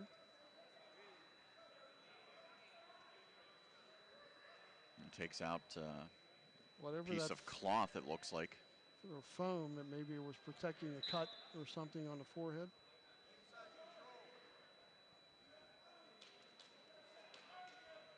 So Talked to Randy Parson before the match. He said this is not a surprise that Johnny Meyers is doing so well. Now Meyers gets deep in on Starr. They both go towards the out of bounds, and Starr escapes that takedown. Tell you what, Meyers coming after him. Is that a case of mad awareness by Starr, knowing that he was that close to out of bounds, Sure. that he could sort of get out of jeopardy? Oh, yeah. Meyers has been more aggressive at times in this match. He's had the more attempts of takedowns and close takedowns. So, as the two work near the edge, 12 seconds left. Starr now going for an ankle, wasn't able to grip one. Just 6 seconds remaining. Could be another Cavaliers champion if Starr can hang on. And Meyers is going to go. There's no doubt. Starr bails out, backs to the edge, and will get the win 4-3. Another good final. And another champ for the Cavaliers. Piscieria's third gold medalist. Two 20-pounders are coming up. Ryan Morrow of Southmoreland, 6-3, 30-18, was a PWA qualifier last year. Just got back into the lineup the other day. Don DeLuca, outstanding wrestler for Derry area. 21-2 this year, 89 and 20 overall. Placed third at the States last year. Was a Power fourth place finisher this year. And was a runner-up at PID the Southwest Regional last year in AA. First Trojan we've seen here in the championship round. Also made the Trib terrific 25 football team. He is a big body out there. No doubt. Yes, he is. Towers over his opponent, Morrow. So when you're that tall, is that an advantage or often is it a disadvantage? Being tall can be an advantage. When you're long and lanky like he is, Morrow is limited in what he can do. during his attack. Might be too big to cradle and stuff like that.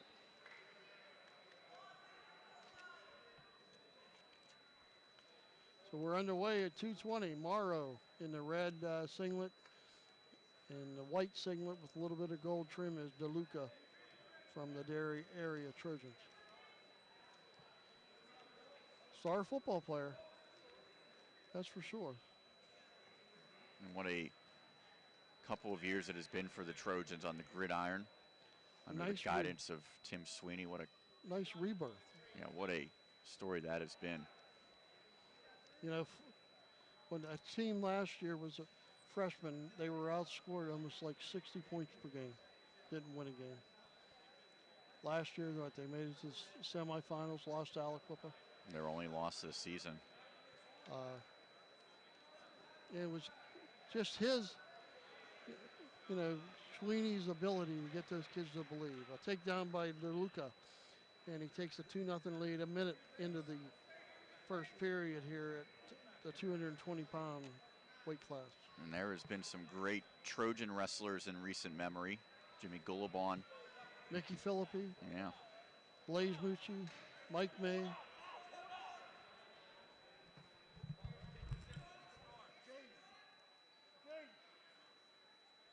As first period action continues here. 30 seconds remaining. The lead 2-0. There we go, DeLuca. Trying to extend that lead. Trying to extend it. Almost caught him. Got two backs. For his, probably can see has the nose bandaged. He was in a couple brutal matches at Powerade. Final 10 seconds of this first period. 4-0's the score, and DeLuca will take that lead into the second period. And slow to get up is Morrow. DeLuca's choice, and he's going to take down. So he wants to try to increase his score, his lead real quick. And would be able to do so courtesy of an escape. He does a roll. Gets to his feet, turns in, gets the escape. Made that look easy.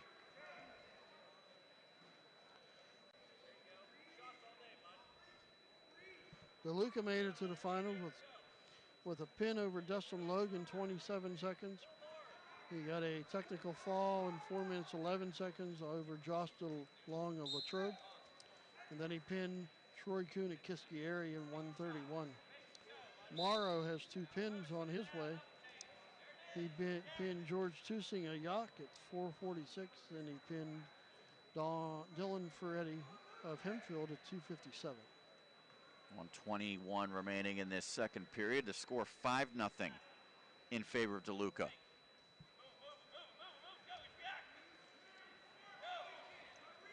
As he shoots a single leg. And DeLuca gets the takedown with that single leg, and now he leads at 7-0. One of the more dominant performances we've seen in the championships thus far. This is as expected. DeLuca has a chance to be a state qualifier again, or state place winner again, and maybe even a state champion. He has that pedigree in him. He was a junior Olympic state champion back in the day.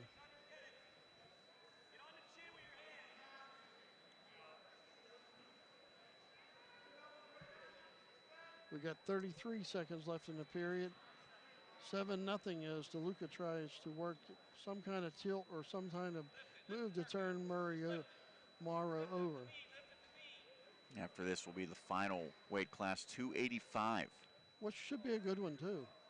Very talented David Shufford from Valley High School, junior heavyweight, and freshman Isaiah Vance from Hempfield. So we're going to the third period with DeLuca in control, leading Morrow 7-0. 220-pound classification here. Morrow takes neutral. Figures he can't get away from DeLuca. He's better off on his feet. Now DeLuca gets in on a leg. Morrow tries to Sprawl back. DeLuca breaks the hold. Looks to, got to move Morrow back and forth. Now he gets in on the leg, sucks it up, picks it up. Morrow down. 2 more points for DeLuca. That makes it 9-0. Now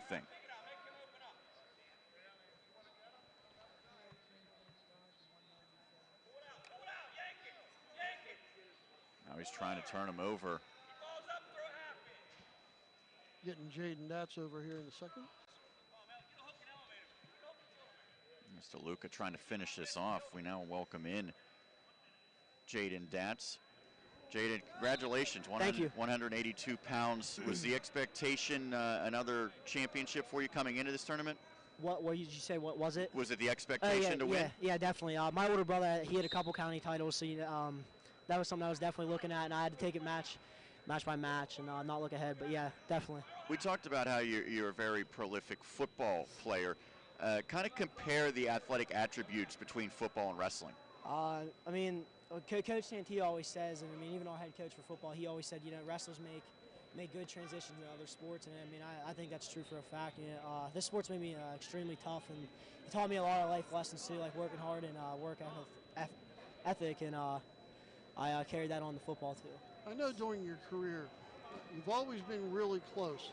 And I think it's just a confidence thing with you, right, that you have to believe that you can do it. And obviously, your senior year, you got to believe, don't you? Right. Yeah. I matured a lot, and I did a lot of this summer. I've been working out at Coach Nauman's, and I think that helped me mentally too, not just physically.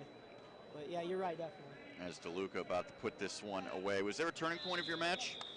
I mean, I knew he was tough on top, and honestly, I thought when he got on top, I was gonna have a little bit of trouble. But I guess in that third period, we're kind of a little tired, and I mean, I can notice in him too. But I just kept pushing the pace and trying to stay at him and work my shots. Anything else? All right, we appreciate it.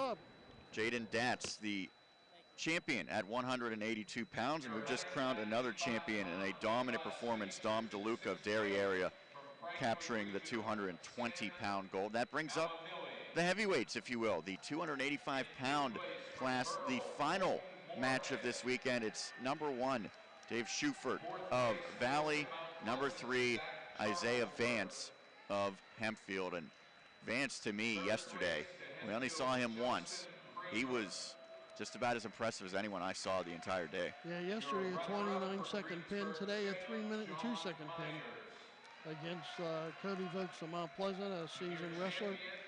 Isaiah is 17-2, but he was a state champion last year as an 8th grader in the PJW champions at heavyweight. Like I said, his grandfather was Hempfield's first state champion, Mike Kirkland, back in the early 80s. David Shufford's 9-2, 63-20, a junior. Section champion last year, runner-up in the double-A Whippeals.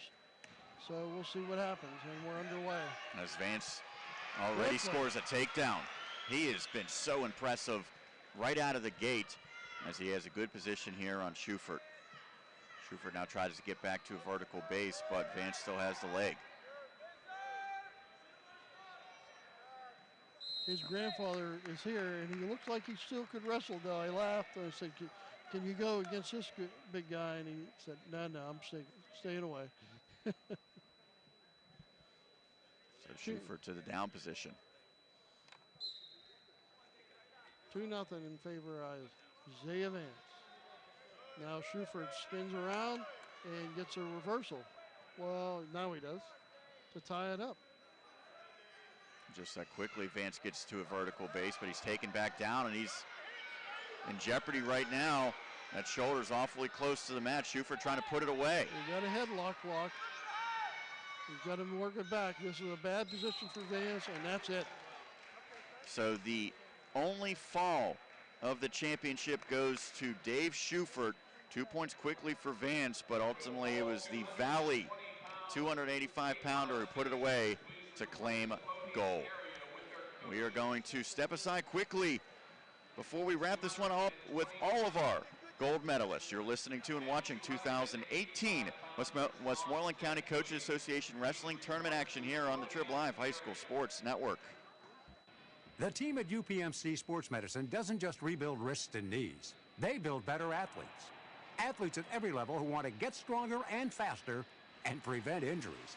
Fact is, no other sports medicine program in the region is more experienced when it comes to treating, training, and inspiring athletes. UPMC, the official healthcare provider of the Penguins, Steelers, and you. Find out more at upmcsportsmedicine.com.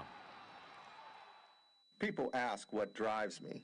It's the respect I have for my opponents, the trust I have in my teammates, a coach who treats me with dignity, and a university that has faith in me on and off the field.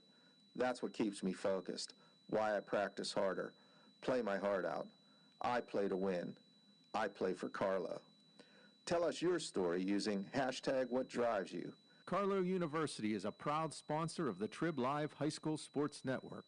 Check out the new Triblive High School Sports Network on social media this season. For breaking news, scores, pictures, videos, links to our articles, and more, follow us on Twitter and Instagram under the handle Triblive HSSN. Get in the conversation on Facebook at Facebook Live HSSN, and on our YouTube channel you can find thousands of interviews with local student athletes and coaches, plus highlights and full games. The spot for Western Pennsylvania high school sports on social media this season is the new Triblive High School Sports Network. Triblive has a little something for everyone. Sports from high school to the pros. News from across the street and around the world. Arts and entertainment, lifestyles, opinion, weather, photo galleries, video. You can even find your next job, house, and car. So look alive, Pittsburgh, and get the news you want and information you need all in one place. Triblive.com. Triblive.com. News and more 24/7. For a weekly in-depth look at boys and girls high school basketball in the district, log on to the WPIAL Round Ball Report every Wednesday at 6 p.m. here on the Triblive High School Sports Network. Join experts Chris Harlan, Sean Meyers, and James Dotson for coaches' interviews and the latest hoops news around the WPIAL. Oh, and Don Rebel is back on the show as well. That's the WPIAL Round Ball Report, Wednesday at 6 p.m. here on the Triblive High School Sports Network.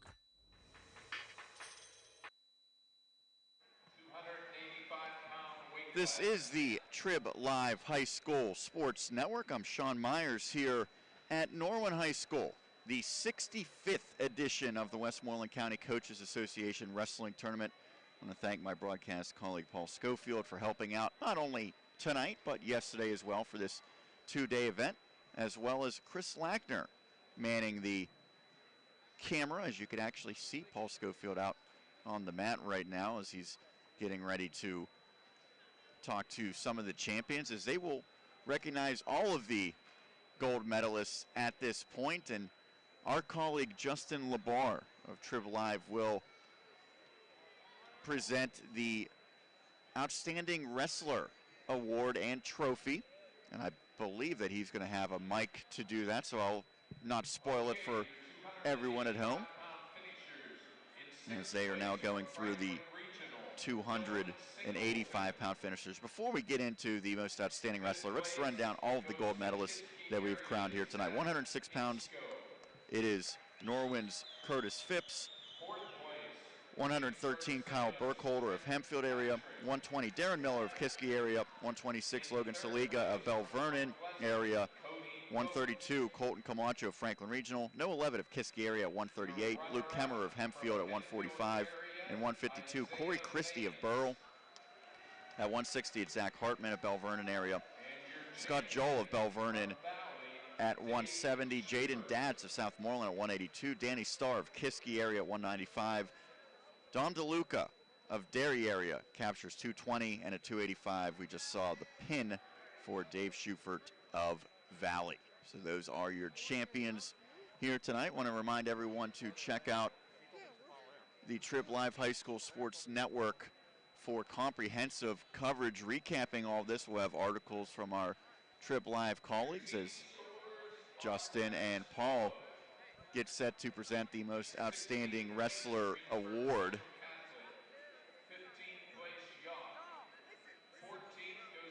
As they are running down the team results as well. We can do that. There's not a big surprise who won. It was Kiski area, the Cavaliers, with a very impressive showing. Second place was Hempfield area. The Cavaliers finished at 218.5. Hempfield 197.5. Third place, there was a big gap. It was the Bell Vernon area Leopards with 139 points, and then Burl in fourth at 135. Greensburg-Salem in fifth, followed by Derry, Norwin, Franklin Regional, Southmoreland, Penn Trafford, Mount Pleasant, Latrobe Valley, Kiski Prep, Yawk, and Greensburg Central Catholic. So what a performance it was for the Cavaliers, their third consecutive time capturing this Westmoreland County Coaches Association Wrestling Tournament, and they will hope to make it back-to-back in the WPIAL Class AAA tournament as well. Meanwhile, Burl, the team that finished in fourth, will look for another wrestling title. 10 in a row for the Bucks. They go for number 11 upcoming.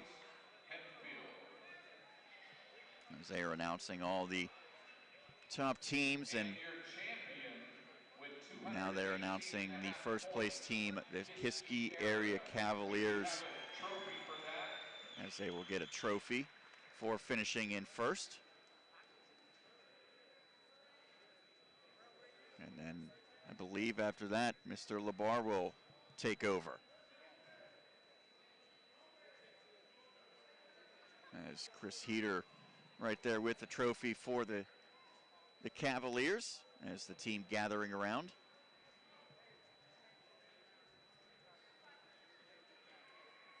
Photo opportunities here for the champs.